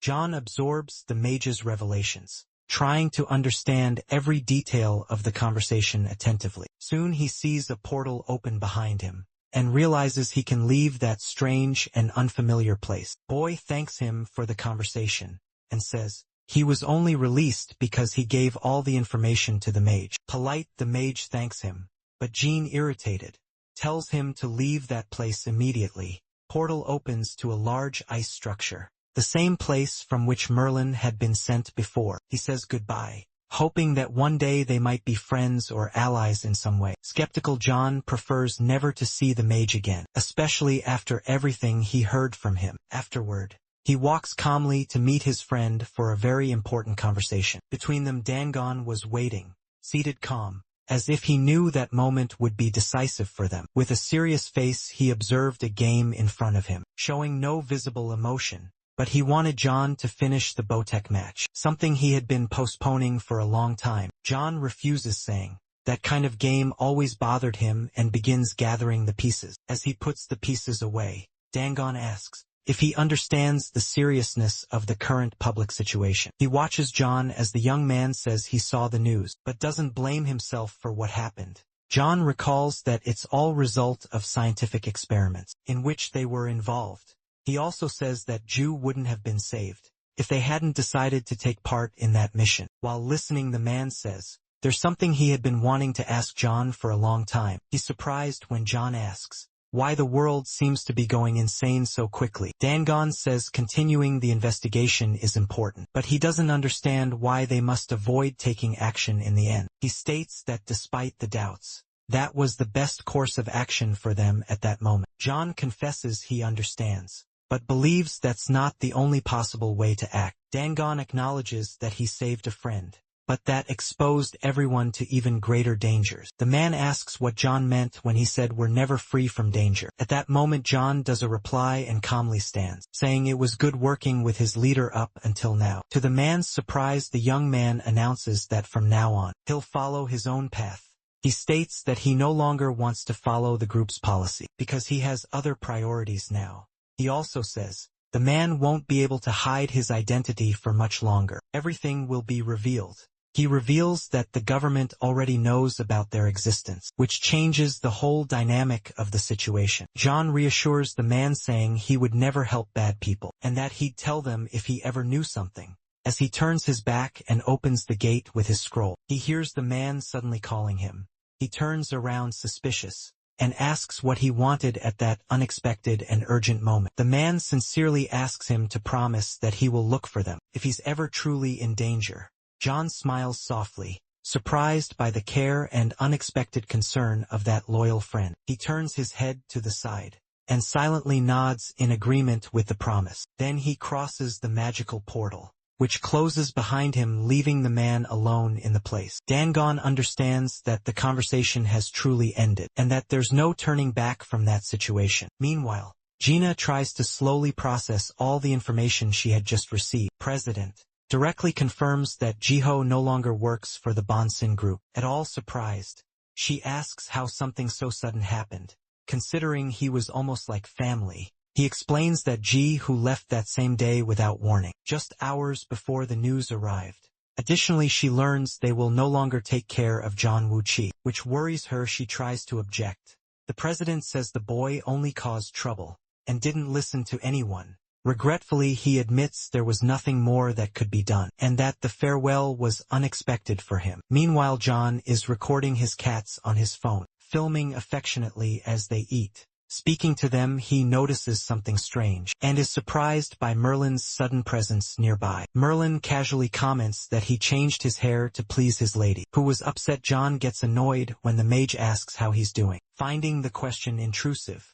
As the cats fight over the food, Merlin says he just wanted to be the boy's friend for Real. He emphasizes that he never attacked John directly, even after everything that happened between them. He explains that he only defended himself, as he never initiated any confrontation with the young man until now. Merlin remains silent for a few seconds, until the boy asks about his true intentions. The mage then hands over an envelope and says the second Exceed would take place in Korea, asking if he would participate.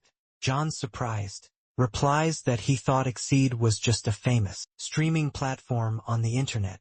Rylan confirms but explains that it's also a competitive show between streamers with real talents. He said it would be a disaster if all the competitors were just ordinary humans. He added that vagrants like them were rare outside the country, which is why many had begun to reveal themselves in public that way. They showcased their abilities without fully revealing their identities. While the cat watched the phone recording everything, John thought about the many possibilities for his channels. Merlin spoke about an author who staged dangerous scenes, and athletes who never showed fatigue. He emphasized that no one cared about identities, because the world loved people with extraordinary powers. Boy listened carefully when he said that he too had loyal fans always watching him. He explained that the money earned through talent could open doors and create future opportunities for him. John asked if that was allowed under the rules, but acknowledged that no one was judging at that moment. Merlin revealed that this year would be the perfect chance to launch a star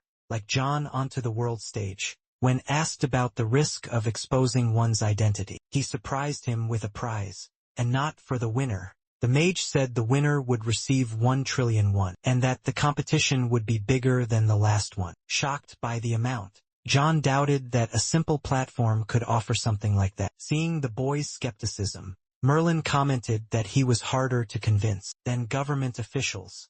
He explained that government authorization was required for that broadcast, which made it legal. Even so, Merlin said he would recommend John to Exceed, as he would stand out among the others. However, the boy said he wasn't interested, and immediately turned down the offer. He recalled that the channel's goal was just to make money, not to become a star with a cat curling around his leg. John commented that his expenses weren't high, and he preferred to avoid problems. Impressed, Merlin said he behaved like a true Taoist, wise and centered. Curious, the mage asked what he could do to join him on his journey, even without grand ambitions. Thoughtful June remembered his friend Jean Hay, and began to consider Merlin's offer more seriously. Then, staring at the mage with firm eyes, he asked if he would really give 10 million won while petting a cat. He explained that he had a friend facing serious family debt. Across the room, The mage realized it was the girl who helped film the videos, his only human friend with experience. The mage said firmly that he could make it all real, if the boy truly wished for it. The young man, confused, wondered if it would be possible to quit after receiving the promised money. But he was soon warned that to earn that much, he would have to accept new terms in the contract. The mage explained that he would suffer irreparable loss if he were knocked out in the first week of the competition. Suspicious, he thought the boy's plan was to quit quickly, but the young man assured him he would do his best. With a calm gaze, the man said he believed he had already decided to fight, especially to help his friend after the conversation. The boy fell silent. He knew it was true, but wanted to think it over. He began to wonder if paying off the King family's debts would really bring everything back to normal. Night came and the conversation with the mage ended. He returned home deep in thought. Alone in his room, he began chatting with fans online. They were impressed by his idea. Some warned that joining the competition could get his channel banned. He thought about switching platforms.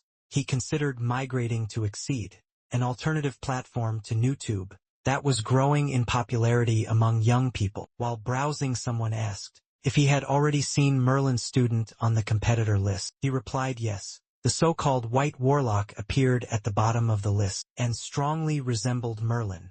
Analyzing the profile, he and the fans thought the boy was trying to look like Merlin. His mentor page highlighted that the White Warlock performed magic tricks that defied the laws of physics. Jen decided to watch videos from previous competitions to better understand his potential rivals. He was surprised to see that all the previous competitors besides Luxo had supernatural powers. Looking at the list, he realized all the finalists were definitely not ordinary humans. Exceed was more than a tournament.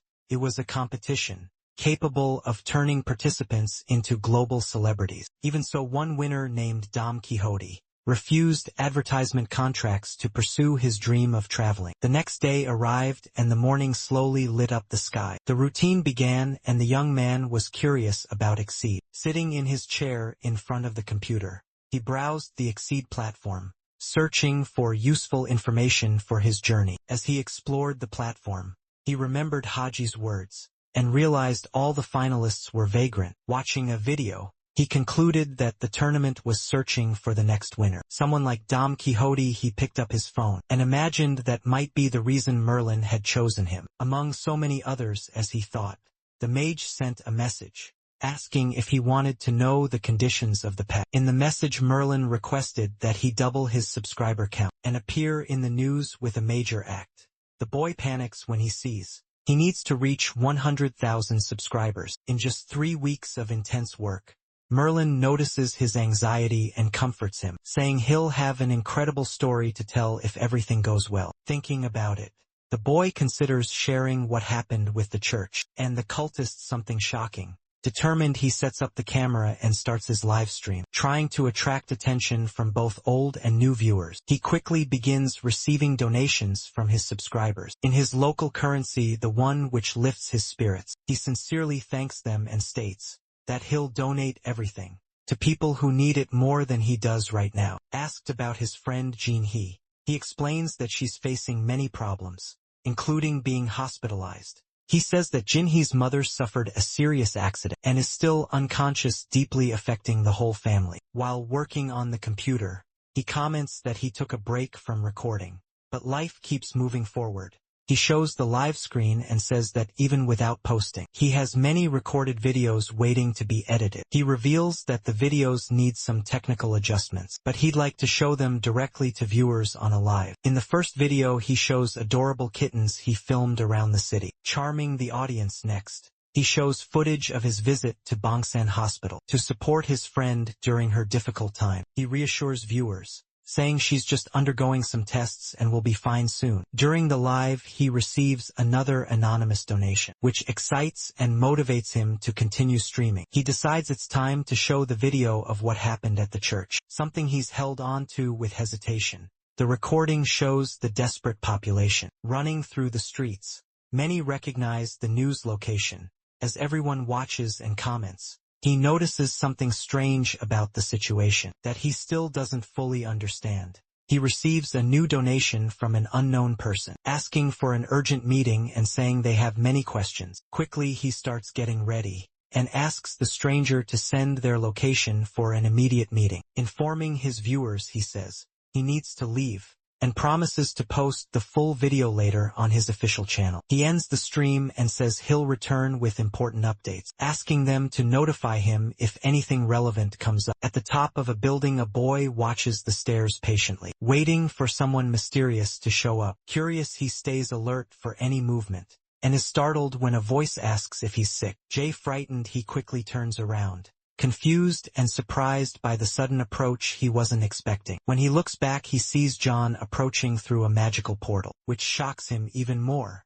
Jay is stunned, leaving John puzzled, since he thought the boy already knew what he was capable of. Calmly, John introduces himself and says he wants to hear everything the boy has to say carefully. Upon entering the boy's home, John remarks that it's dangerous to invite a stranger to live with him. Jay says he's moving out in 2 days, but admits it was a reckless decision. The hero is surprised to hear that the boy's life is in serious danger. Seated and ready to talk, he sets down a cup of tea, letting it cool on the table. The young man starts by thanking the hero for everything he's done so far. He reveals that his brother was there during the fire, at the will of the Heaven Church. He confesses he was scared because he thought the stranger was one of the church's members. He says he tried to save his brother at the apartment, but the police informed him he was at the hospital. He states that his brother had no apparent physical injuries, but lost all memory of the family and is acting strangely. He tells John there are several disturbing videos of what happened at the church. He explains that the occultists were confiscating phones, but his brother managed to record some footage. He says his brother used a hidden camera in his glasses to capture footage, unnoticed while watching the videos. Jay emphasizes that no one grasped the seriousness of what it all meant. He notices that the reports mentioned the fire, but no one talks about the church or cares about the monsters. Thinking about it, John concludes that Ken is trying to hide the truth and keep it from the public. Jay says he looked for heroes, reporters and editors, but no one answered his calls for help. He explains that he tried posting videos on multiple channels, but no one showed any interest. Hopeful, he asks John for help, offering him the videos he had kept. Seeing the boy's vulnerability, John begins to seriously reflect on how to help him. For a moment, he remembers saving a defenseless child in an old battle. He takes a deep breath and becomes pensive, feeling the weight of the decision he must make. John explains that controversy doesn't just spark out of nowhere. Leaving the boy confused, he holds the screen with one hand and says, it takes a well-structured plan for the internet. He explains that he posted a link to Jay's channel on his own. To help promote it, he says there's no need to thank him, as he would have done it out of duty, regardless of being asked. He questions the boy about his plans, now that he finally received the attention he had always wanted. Jay replies that the whole family will leave the country once his brother is discharged from the hospital. Sitting down, Jay sighs in exhaustion, saying the day had been long and everything felt surreal. He says that when he saw John go through a portal, he almost had a heart attack. John is shocked to learn that the boy thought his tricks were made with computer effects. Surprised, the boy asks if John is really over 500 years old, realizing he had revealed his identity. The boy grows worried, but John reassures him. Our hero opens his portal with a scroll and tells the boy to stay safe. When the girl arrived, he was in the room typing quickly on his computer seated. He knew he was making a difficult decision that Dangan would not approve of. He understood the delicate timing, but believed he was making the right choice. He tried to convince himself that his actions had a noble and just purpose. While reflecting, he kept posting on his channel, generating buzz. Shortly after, he looked at his phone and saw engagement climbing. As expected, comments came in large numbers asking for explanations and updates. The audience wanted answers and waited anxiously for more information. Seeing the interest, he considered maintaining attention with a live stream. A knock at the door made him get up, surprised, wondering who it could be. When he opened it, he was shocked to see a plane there. Not understanding how it got there, Ju was standing in front, confused, asking what he was doing there. Casually, Ju invited him out for a drink, saying the place felt cramped. Suddenly he grabbed the boy, strongly determined to get him out quickly. Night had fallen and the two were drinking outside. Calmly watching the sky, John noticed Ju was quiet. Something was clearly bothering him. He remembered the day he saw Dangon playing Bodak. Abruptly interrupted. He wondered if Ju had played with him and decided to ask. Yo hesitated, Seeming uncomfortable, and said it had been a difficult conversation. Before continuing, he took a deep drink, gathering strength to speak seriously. John believed Jiwoo had a serious falling out with Dangon recently. Jiwoo was searching for the right words to say something important to the boy. He surprised him by saying he was there to say goodbye to everything. He confessed he was no longer part of the Bonsin group, shocking John. John said he had also recently gone to say goodbye to Dangan. Ju got furious, but John explained he had done it just hours earlier. He was shocked to learn that John had never officially worked for Bongsun. Speechless, Ju looked at him, trying to make sense of it all. After a pause, he admitted that the boy might be partially right. John was surprised by his friend's calmness. Didn't explode in anger. Ju said he had trained the Special Forces kids like family. He confessed he was disappointed that no one came looking for him after he left. He understood the kids were scared and did what they could. Even so, he felt a silent frustration, though he held no anger toward anyone. But he made it clear that wasn't the real reason he had left Bonsin so suddenly. Drew revealed he was suffering from constant nightmares and hadn't slept peacefully in days. He said that when he closed his eyes, all he saw was destruction, violence and suffering. John suggested he talk to Dang Dang or Joan, but Ju instantly refused. He said it wasn't their fault, and that he left for the well-being of everyone involved. Ju believed John knew what was best and respected his decision. Without further argument, John reflected and felt guilty for leaving Dang Dang without any explanation. Ju drank in silence, his gaze lost, as if trying to understand himself. With determination, he pushed the bottle aside and held his hands tightly to control his emotions. He turned to John and asked him for a favor, using a tone more serious than usual. The request was surprising. He wanted to stay at John's place until he could get his life together. He said he was looking for a new place to live, but hadn't found anything yet. John got irritated. Upon learning that Ju didn't understand anything about contracts or bureaucracy, Ju asked to stay for a month and promised to be good company. Without causing trouble seeing the young man's computer, Ju commented that he could be a great singer. The boy corrected him, saying he was a streamer and didn't make music videos. Curious, Ju asked to watch a broadcast, but John explained it was different. He said he showed tricks and curiosities live and had gained a few loyal fans on discovering the content. Ju got furious at the boy's boldness and madness. He asked how the Bongsun group allowed him to show something so sensitive. John explained that no one believed it. They thought it was all just special effects. While manipulating magic, he said, everyone assumed it was just well-made CGI. He stirred the water in a mug with magic and said he would go live in 5 minutes.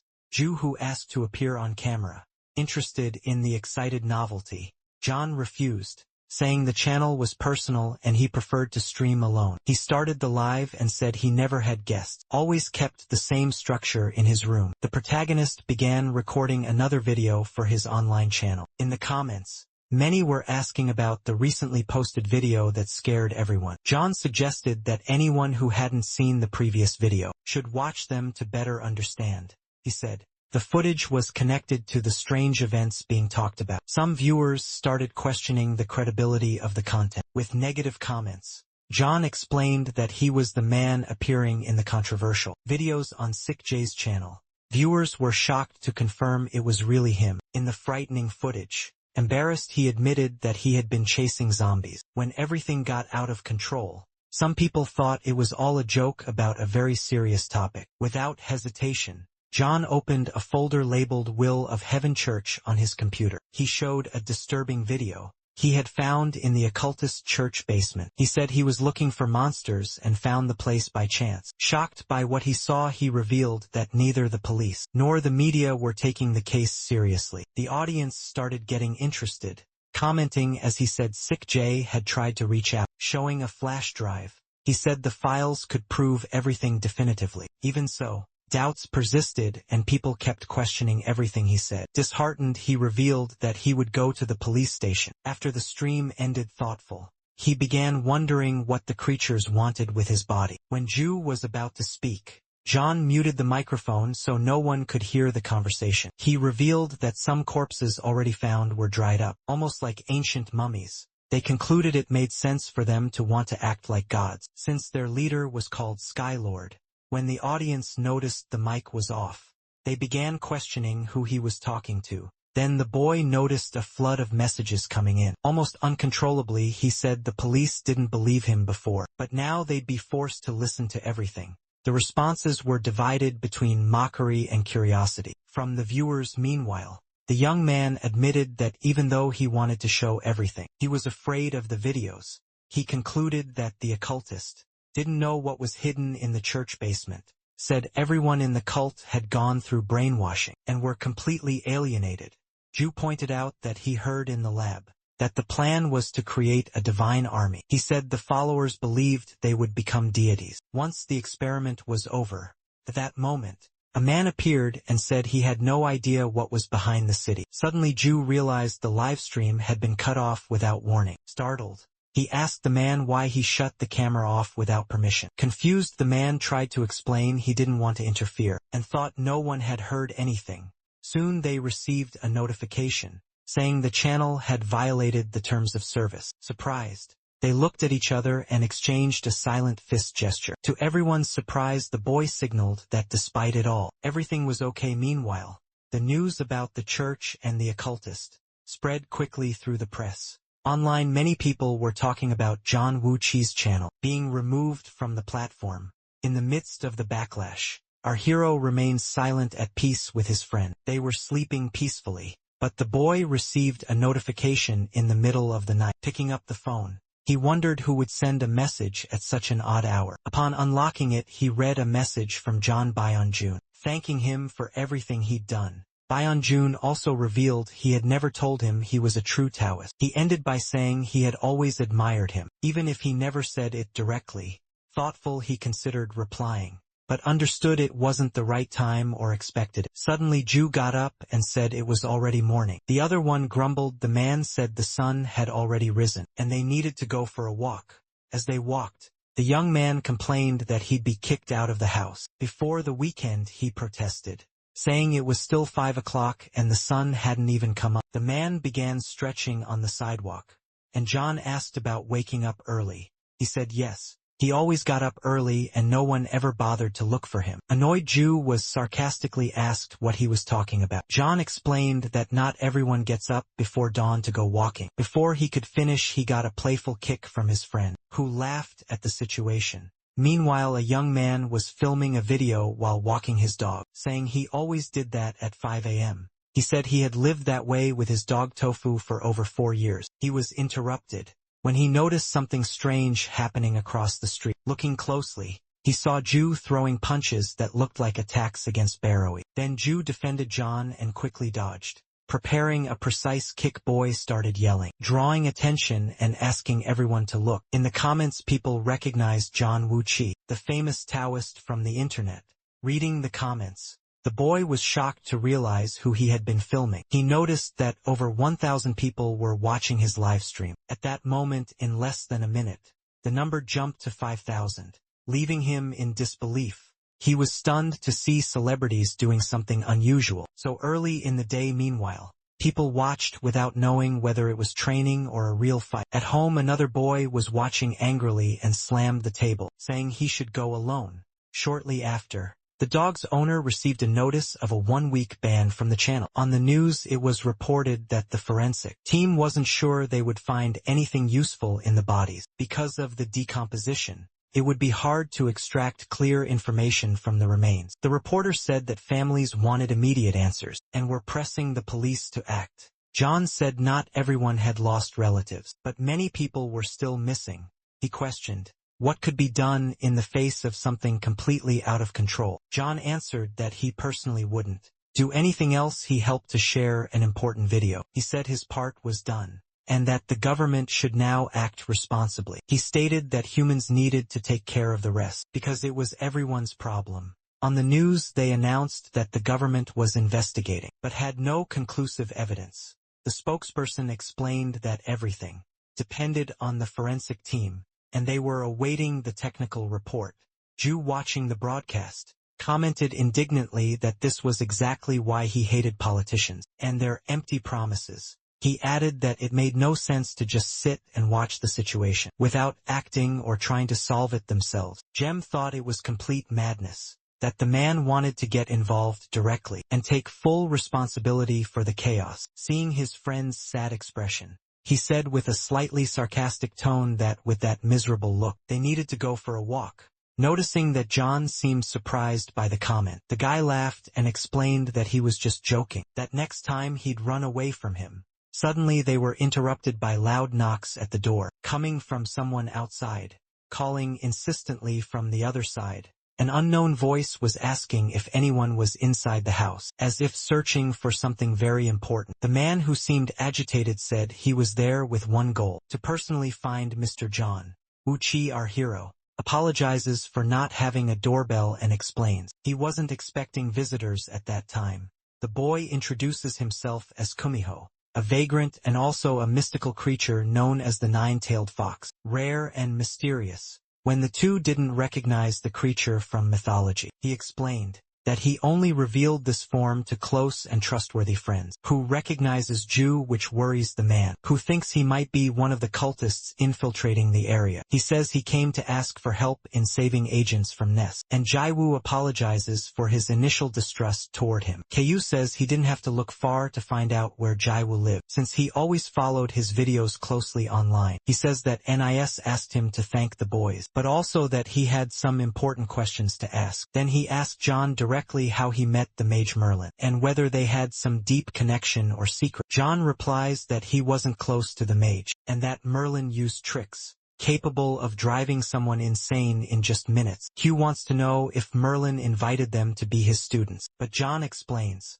that his magic couldn't compare to the legendary wizard. John comments that he was surprised by the boy's talent in battle, and that Merlin defeated everyone who knew too much about magic. He explains that he still had suspicions about the mage, especially due to problems faced while trying to save Monsu. His friend summarizes for Ku that he was trying to save the mother of a friend who became a cultist, and along the way unexpectedly reunited with Jae-woo. In the search for the cult leader, he found Merlin, who defeated him, but then the two ended up fighting in an unexpected duel. Ku comments that it was hard to keep up with everything he was hearing, but he stayed focused on every detail being shared. He asks if John knew anyone who knew Merlin's true identity, or had clearer clues about him. John says he'd like to know the reason for the question, and Q replies that he's doing it on behalf of the vegans still alive in the world. Q reveals that vegans were hunting each other, and that a hunter from another country had already lost control. He hands a piece of paper to John and asks him to read it carefully, as it would help him better understand the current situation. But upon opening the paper and reading what was written, our hero is completely shocked by the contents of the list he found. The paper listed the names of several vegan friends he knew and trusted up to that point. Furious Ju asks where the boy got that list from, and why he had such detailed information. Q explains that both of them seemed unaware, but he found the content online, posted by vegans from outside the country. To the boy's surprise, he states that it was common for vegans to hunt each other in other continents of the world. Seeing their shock, Jen explains that culture changes by region and that in those places, they sought rare weapons and artifacts. He warns that vegans were disappearing due to carelessness, and that they should avoid exposing their identities online so openly. Our hero thanks him for the important warning, and returns the paper to Ku without asking further questions. At that moment, Ju asks if this practice of hunting among themselves had existed since the Vadians first appeared in the world. Who says it started about 100 years ago, when humans created nuclear bombs and craved even more power. Ju assumes someone must have stolen his sword, without knowing how to use it, and questions what real advantage there was in all of this. Who admits he doesn't know the answer,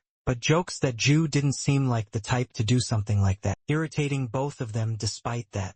He says he never stole any artifact, but had heard they could greatly increase one's power. John says that artifacts could create monsters from their energy, making everything even more dangerous and unpredictable. He emphasizes that this is why the cultists sought so many of them, and that Skylord had created several monsters this way. Soon after, Ku advises John to take better care of his scroll, and says that Merlin kept him alive for some particular interest. The young man gets irritated when Ku speaks as if Merlin were stronger, as if he had no chance against the mage. But Ku quickly explains that it wasn't an insult, only that Merlin was known as the most powerful mage in Europe. He says Merlin kept that reputation for 1,000 years, and that's why many still consider him nearly invincible today. Shortly after, Ku bids farewell to the boys and leaves John's house, saying he hoped to meet them again soon. He comments that if their paths crossed again, he'd look forward to seeing both of them on the journey. Ku offers his phone number,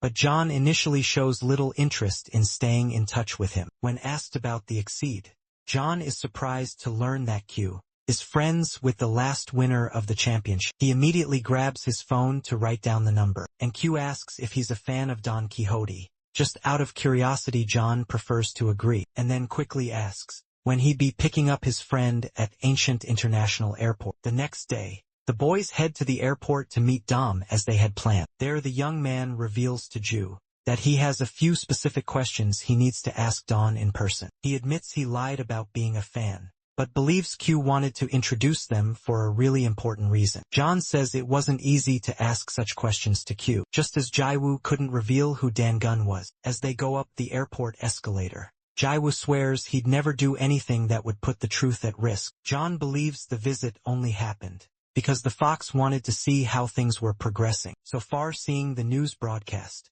the boy comments that the people were waiting for a government response that never seemed to come. He falls silent and becomes thoughtful, imagining that Dangun already knew everything and was doing nothing. For some unknown reason, the young man remains thoughtful for a few seconds, reflecting on everything they were about to face together. He soon realizes his friend isn't saying anything, and asks if everything's okay or if something's bothering him. However, Ju shows no emotion or reaction. During the rest of the conversation between the two friends, at the end of the escalator, John is startled to see Ku suddenly appearing and greeting them. In the morning, he says he recognized them by their clothes. John asks directly where Don Quixote is at the moment. The fox said he could be anywhere.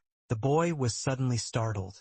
To his surprise, Don Quixote was running quickly in his direction. Suddenly, the man extended his hand, aiming for Ku's face with determination. With all the commotion, John dodged the man with surprising agility. Don Quixote was happy to reunite with his friend after being apart for so long. Right after, Mio said he wanted to introduce him to his most dedicated fan. The man said his name was Don Quixote, guardian of passion and romance. That's what he liked to be called. John, after that strange introduction, was confused about what he actually guarded. Don Quixote greeted the boy with a firm, friendly handshake as he shook forcefully. It clearly made the boy angry and uncomfortable. The man laughed, thinking the boy was just a little scared, and noticed his thin arms. But he emphasized that Vagrant didn't break so easily, which left John surprised and thoughtful. Mio explained that he had already warned his friend to avoid unnecessary embarrassment. Then the man turned to greet Ju-woo and praised his excellent qualities. Excited, Don Quixote asked if the man wouldn't be competing with him in the Exceed. Soon after leaving the airport, John told the guys that he had received an invitation to the Exceed. In the car, Don Quixote mentioned he had also received an invitation just last week. Mio read a paper stating it would be the second event in Korea, but the date was still uncertain.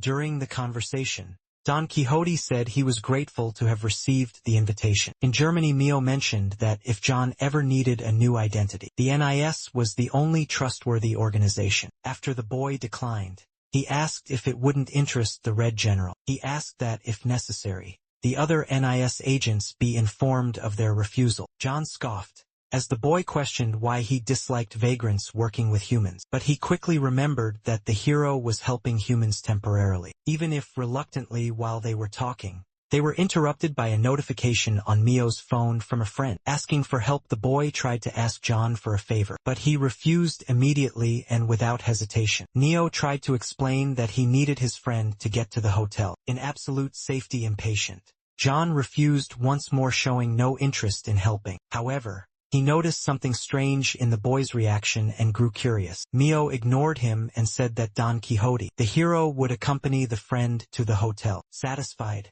Don Quixote said goodbye to his friend with a confident smile. He then thanked John, who leaped strongly from the car seat, already prepared to leave. Neo then got them ready to hit the road without further delay. Awkwardly, John turned to Don Quixote to explain a few important things. He said that apparently this would be the hotel where he'd be staying. He also showed him Jiangbakgung Palace, explaining that it was now a popular tourist spot. Don Quixote mentioned it must be like the Palace of Versailles, although John didn't know the place to confirm.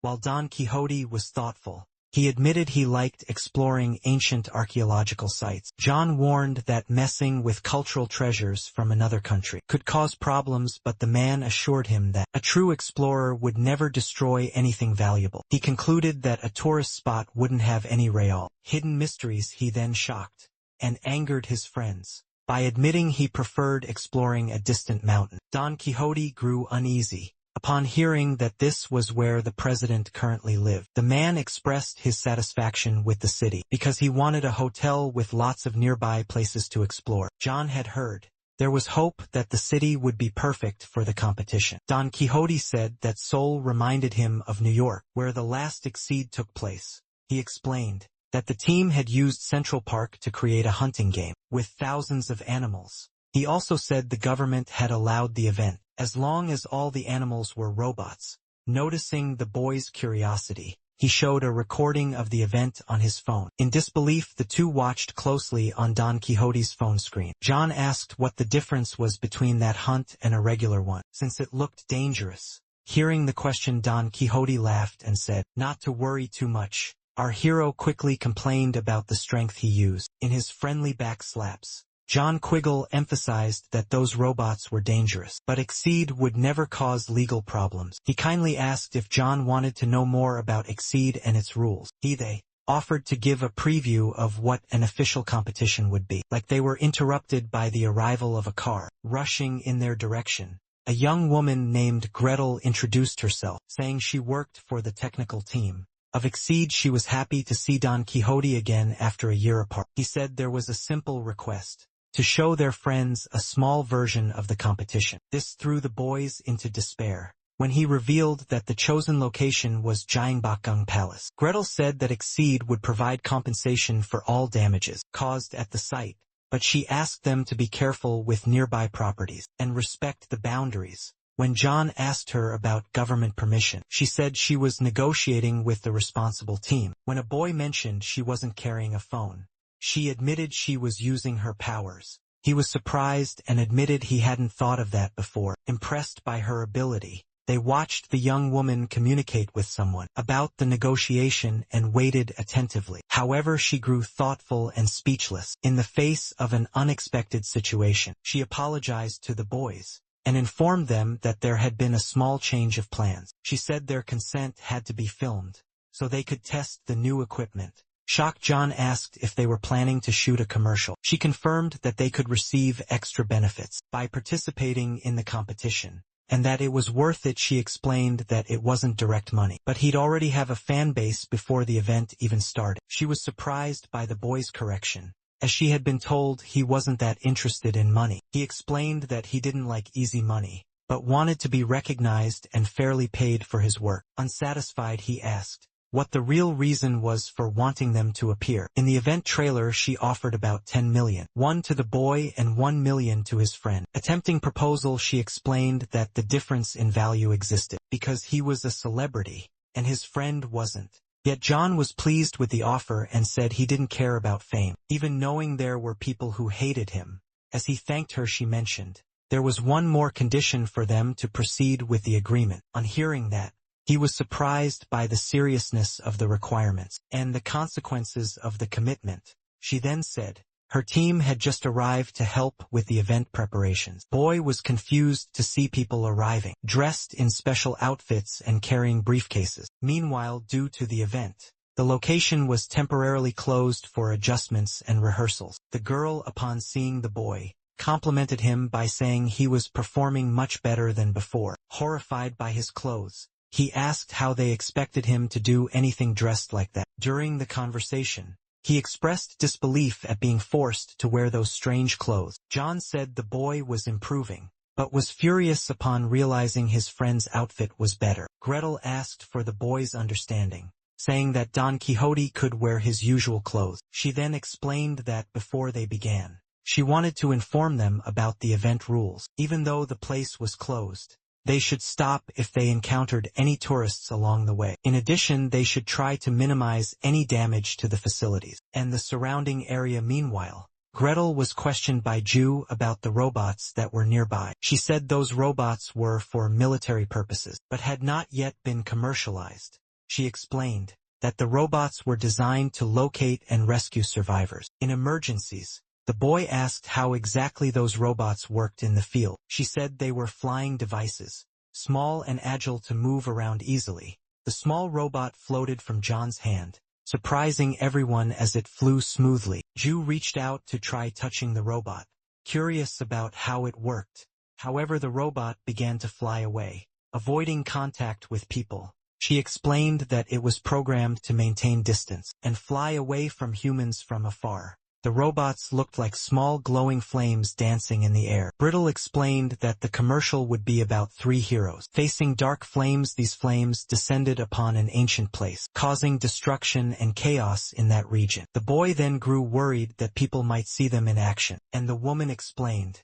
they had tech to interfere with photos and recordings. Thus the young man wondered if this was the same technology the military used to conceal their operations in the field, and he remained curious. She explained that the usage limit for the tech was 2 hours at a time, but they could compete with each other as much as they wanted. During that period, this information made John quite happy, and a bit more confident for what he would face. During the competition, Boy commented that they wouldn't need 2 hours to fight the robots, as he believed it would be over quickly. She informed them that there was more than one robot, and that the challenge was bigger than he initially imagined. Looking up at the sky, he noticed something he hadn't paid attention to before. There were 256 robots, waiting to be hunted and eliminated by the competitors. At that moment she warned that if they failed before the time limit, they wouldn't receive the cash prize. Meanwhile, night had already fallen and the place darkened. Under the starry sky, Gretel was speaking to a mysterious voice, asking if he was happy at that exact moment. She said he had insisted on going through with the trial. Despite all the risks, she asked if he had made any deal with John to cover the necessary expenses. When he denied it, she warned that John would go mad if he found out what was happening. The mysterious voice asked if the Exceeders were ready for the start of the challenge. She confirmed that everyone was already at their designated starting points waiting for the signal. She also asked why John wasn't happy to be on the east side, a sacred place for Koreans. Suddenly the young man appeared, and replied that the east side had many small buildings that reminded him of his own block.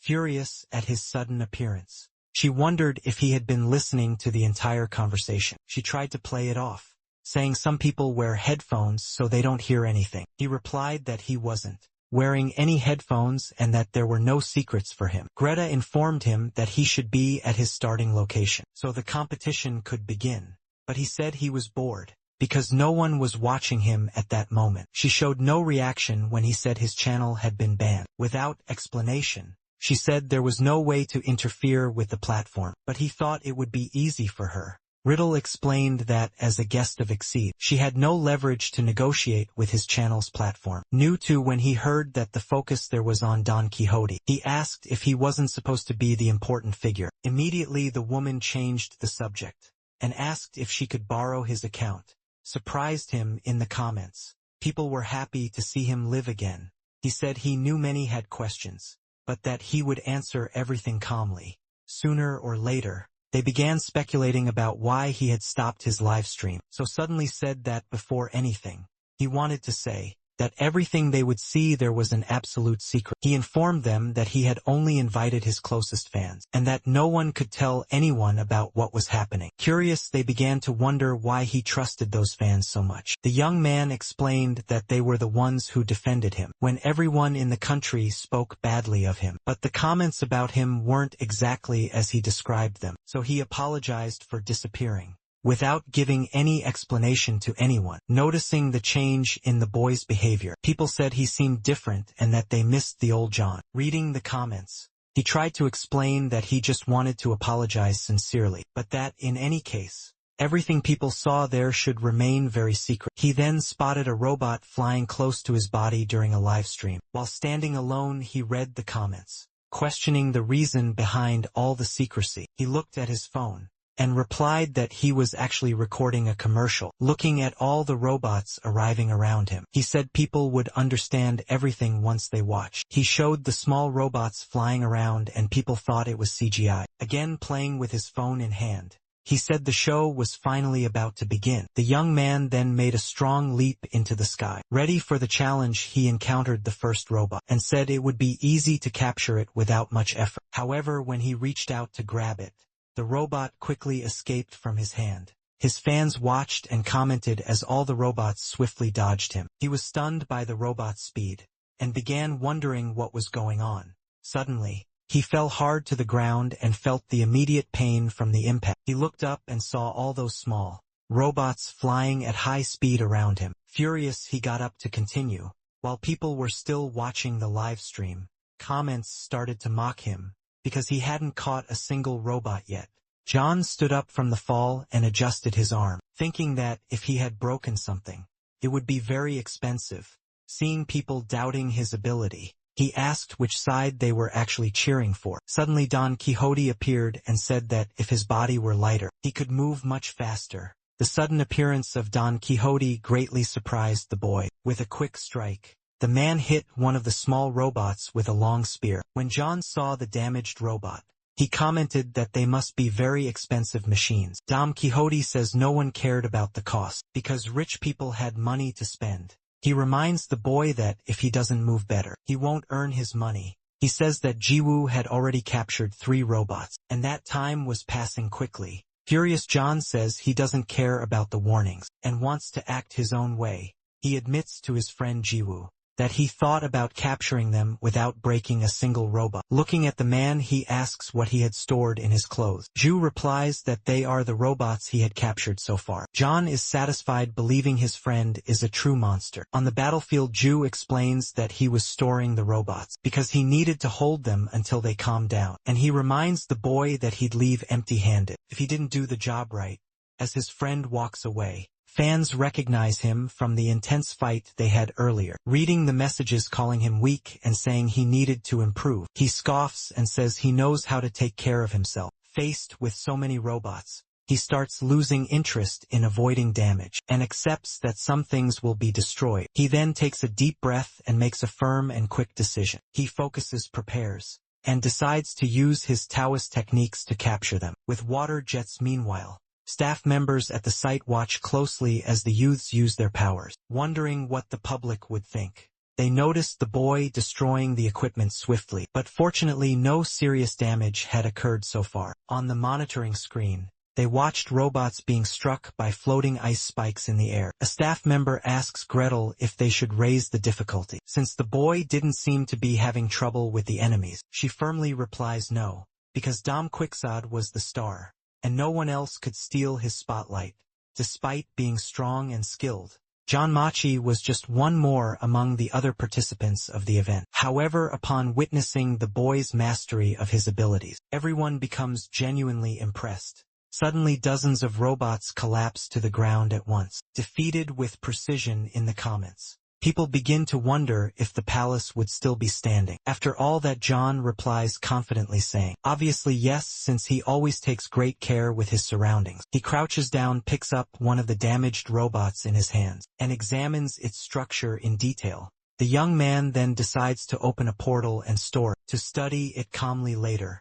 A loud noise suddenly interrupts him, and he looks up, trying to identify the source. The sound repeats several times, echoing in the distance until he remembers something he had forgotten. At that moment he realizes he hadn't dealt with the larger robots, which were now causing uncontrollable destruction. Without wasting time, he runs to Dom Quixote and calls him, wanting to talk urgently. The man asks if he's already finished his hunt, but John ignores the question and goes straight to the point. Upon seeing the craters in the ground created by Dom, he remembers the priority was to minimize damage to the structure. Seriously, he says that if the man continued destroying the place like that, he'd be forced to stop him. Dom quicks out, then smiles and asks if that was some kind of official challenge. John replies impatiently saying it wasn't exactly a challenge, but that he needed to be more careful with the spear. The boy's stance makes Dom laugh loudly, surprised to be challenged so soon, but gladly accepting. The staff watches from a distance and discusses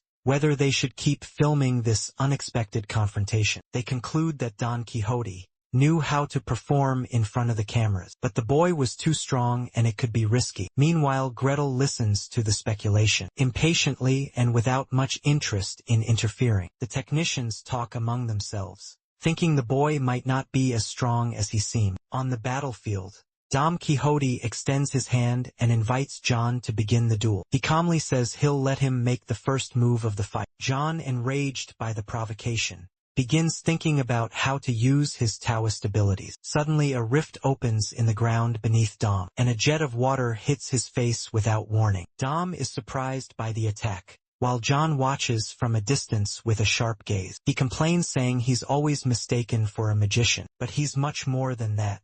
He's a toast as he stretches out his hands to summon his ability. He declares that now Dom will see him as he truly is. Next, a massive, water-shaped tornado begins to form in the middle of the field. Dom observes every detail, carefully trying to understand what is being summoned in front of him. A creature begins to slowly take shape, its silhouette becoming increasingly clear. Don believes it's a Basco ready to attack him at any moment, but John quickly corrects him, saying it was a dragon made entirely of water. Don then grips his spear firmly, activating his combat ability. Without hesitation, he runs toward the dragon, ready to face it with everything he's got.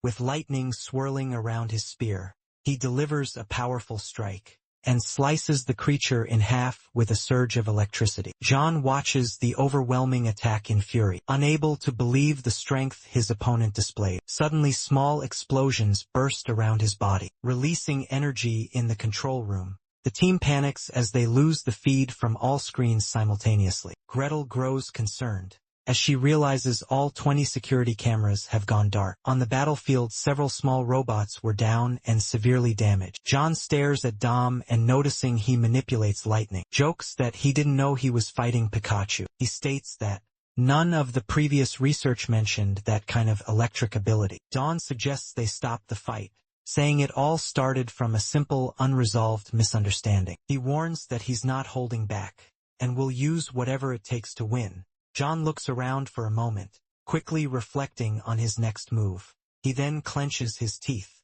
irritated but with renewed determination to keep fighting. With fists tight, John takes his stance and invites him to continue the battle to the end. Don Quixote eagerly agrees, grips his spear and readies himself once more for combat. Both run toward each other, prepared to clash with everything they have.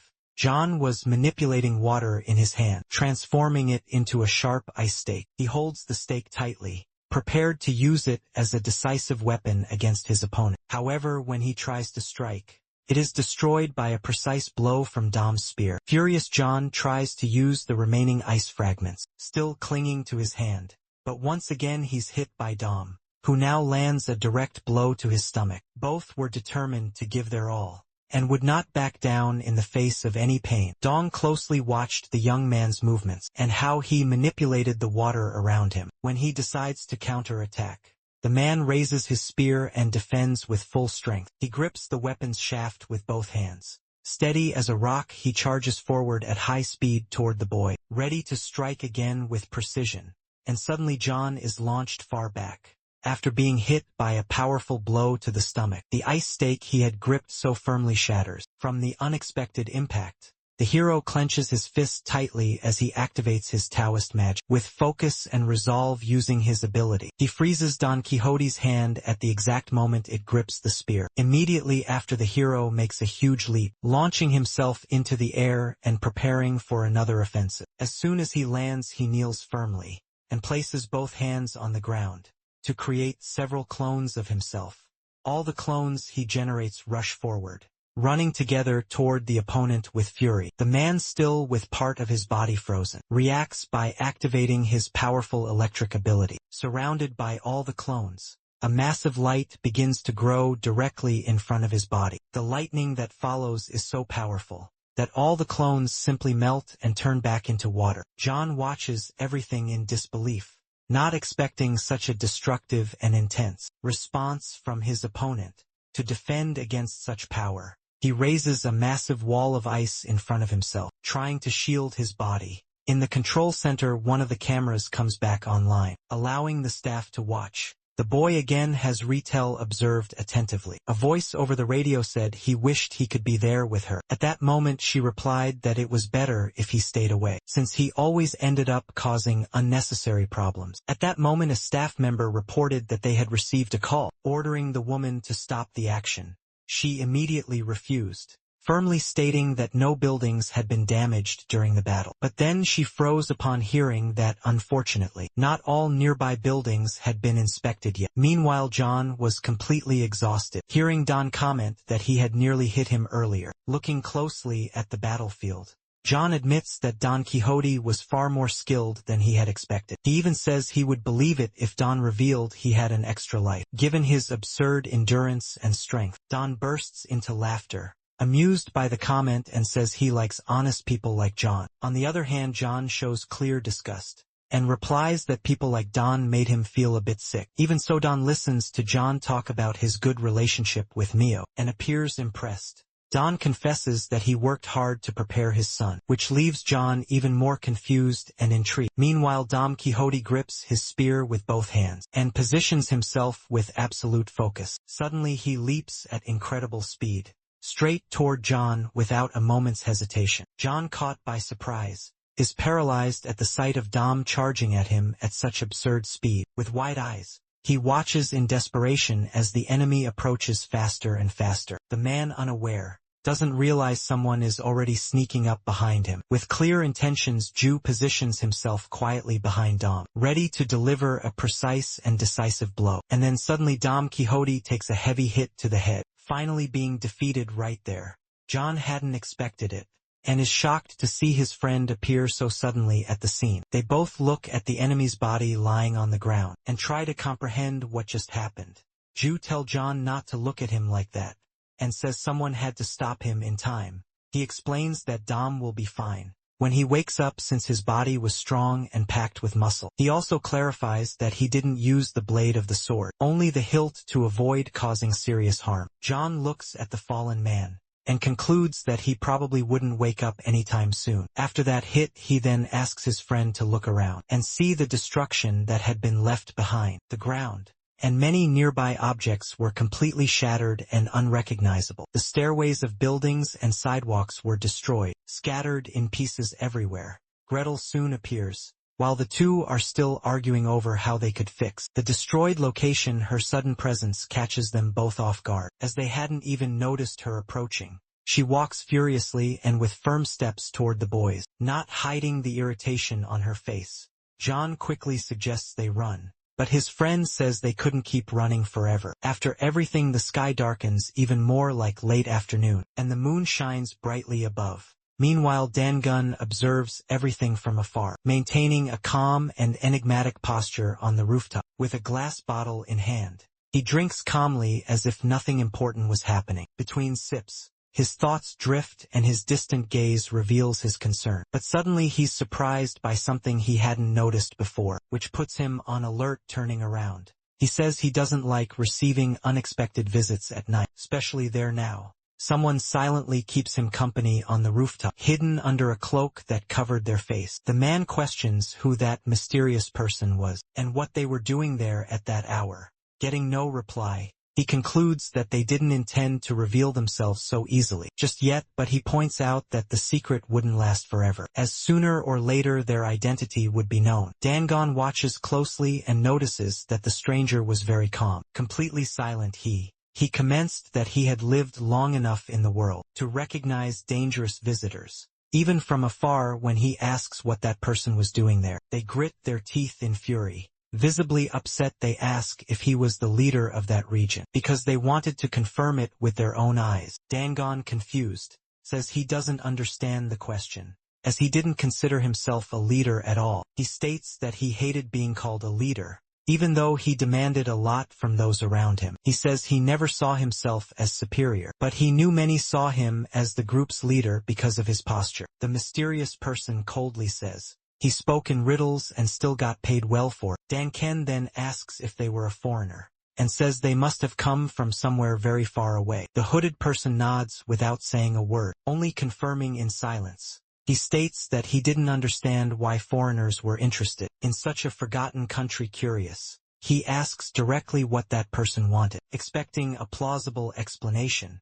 To his surprise, the man reveals he was only there to warn him of something important and urgent. Dangan hadn't expected that, and is completely taken aback by what he just heard. The visitor then firmly says that he should not cooperate with the group known as Exceed. The leader replies that he didn't even know what that was, and that he needed more information before deciding. Danjen admits honestly that he, unfortunately, didn't have any knowledge about that subject yet. The mysterious person, irritated, says he was a terrible leader and on top of that, always showed up late. He states that for this reason, many had already been caught off guard and were now serving the enemy. He also reports that many had been defeated because of what happened at the cultist church, and that this tragedy was directly his fault. He says his hideout was not hard to find, and that the church's leader was pathetically weak, incapable of defending himself. Dangon notices that the man speaks as if he had known everything from the beginning, indicating he was also part of the cultist. After the man is questioned, he once again confirms his involvement and knowledge about the secret group. The mysterious person places a hand in the cloak's pocket, searching for something with care and attention. He holds up the severed head of the Sky Lord and asks if Dangon was looking for that. Dangon, in disbelief, grows pensive, wondering if it was truly what he thought it was. Then the mysterious figure throws the head far away with a sharp, calculated motion. The object falls to the ground at Dangon's feet, who watches anxiously, heart racing. The mysterious person criticizes Dangon again, saying he handled everything like a complete amateur. Suddenly roof tiles begin to float around mysterious figure. As they remain standing on the rooftop, a small explosion happens nearby, causing a loud and startling noise. Haji steps in front of the leader, determined to protect him with all his strength. The mysterious man grows furious at what he sees, showing intense irritation. Worried, Danvin orders the young boy to stop immediately and get out of there. Haji pushes back, insisting that the man was in danger, and that he had to protect his leader. Thus the young boy positions himself to defend, showing sharp and loyal skills. Suddenly around her, the air began to crack in a strange and unsettling way, as if something were about to emerge. Dangon informs that the boy didn't need to worry, as she posed no threat to him. At that moment the woman states that she already knew they were searching for the cultist leader's head, and that it didn't surprise her one bit. Curious, Haji asks what exactly it was and where that head was hidden, but his leader warns him, he says, not to look, as it was something he definitely wouldn't want to see with his own eyes. The man asks if she was trying to help them, or simply enjoying the chaos and tension in the air. She replies that it wasn't that, and claims he had no idea what she was talking about at that moment. Without understanding anything, he asks if she thought he didn't need explanations, just because he didn't know what it was about. After she confirms with a calm look, he asks what exactly the Skylord's head was all about. She stops and stares at him so that he would stay with her, and he insists on knowing more about Exceed. She says nothing. A sudden breeze blows, carrying rose petals that swirl gently around her body. Suddenly, for a fraction of a second, Dangon manages to see part of the mysterious woman's face. As she watches them at that exact moment, he realizes she's about to leave and tells Hajime to go rest. The boy begins to feel in his hands certain powers that seem to act on their own, as if controlling him before leaving them. The woman wishes them all the luck in the world and leaps away, vanishing over the rooftop. As the man prepares to leave, Haji is surprised to see that he wouldn't follow her, even with so many unanswered questions. He replies that there's no way to follow someone who had simply vanished into thin air. Before his eyes, he instructs the boy to wait a little before going to his room. and not to speak of anything witnessed that night. The young man is confused by the end of that conversation, and the man says he wouldn't scold him if he kept it secret. After that, Haji waits on the rooftop for a few seconds, and then quietly heads to his room without making a sound. From afar, the mysterious woman was still spying on them during that silent night, filled with untold secrets. Suddenly, without any warning, she simply disappeared into the air as if she had never been there. The next morning, someone was knocking desperately on John's door, drawing attention from everyone nearby. The young man answers, confused about who could be looking for him so early. Even before the sun had risen high, the visitor apologizes for the hour and nervously introduces himself as John Hangu. Embarrassed and sweating cold, he admits to being a fan of John and says he's nervous to meet him in person. In disbelief at that unusual situation, John thanks him but warns that he didn't like unexpected visits. Curious, he asks how the boy had found his address, without him ever having made it public. The boy says he had seen the neighborhood so many times in the hero's videos that it wasn't hard to guess the exact location. John then remembers his previous visits and wonders since when his house had become so recognizable. Still sweating cold, the boy apologizes once again for the unexpected visit and lowers his head in shame. Before finishing his sentence, he looks around nervously, making John even more curious about his behavior. John asks if John would mind talking a bit inside the house, as what he had to say was important. John, confused, offers him a glass of water, so the boy could calm down and explain what was going on. After drinking a few sips, the boy feels a bit better, but still trembles on his knees trying to speak. Then, to John's surprise, he begins to beg for forgiveness. With tears in his eyes and a trembling voice full of fear, he says he had told his friends what he saw in the broadcast about what happened at the palace that night. John finds all this nervousness strange, since the boy had listened using magic, and after all he himself was a theist. John gets furious upon realizing the boy didn't think he was a real magician, doubting his powers when he understands that was all. John says he thought the boy was in danger and tells him to leave. However, as the hero stands up, John grabs his clothes and, still on his knees, says there's something more he needs to tell. Right there in John's house, he asks what exactly a poltergeist is, and whether it could be real or just imagined. Upon hearing the story, John asks if he really thought he would believe something so far-fetched. Our hero then decides to listen, because it really seemed like something had happened to the boy, and he needed help. John says he was returning home from work on a cold and silent night when something strange occurred. Even though he was alone, he swears he heard footsteps, but couldn't tell if they belonged to a person or something else. When he looked around, he thought he was imagining things since there was no one nearby. At that moment, he tried to convince himself it was something normal, as fantastic things like that shouldn't really exist. But then he saw the shadowy figure made of pure darkness, laughing like a deranged maniac. While telling the story, John makes a face and mimics the terrifying laugh of the ghost that haunted him. He says he froze and did nothing when he saw it, hoping that John might be able to help him somehow. But to his disappointment, John confesses that he knew nothing about it, as it wasn't his area of expertise. Sad, the boy says he had already looked for a shaman and even a priest, but no one believed the story he told.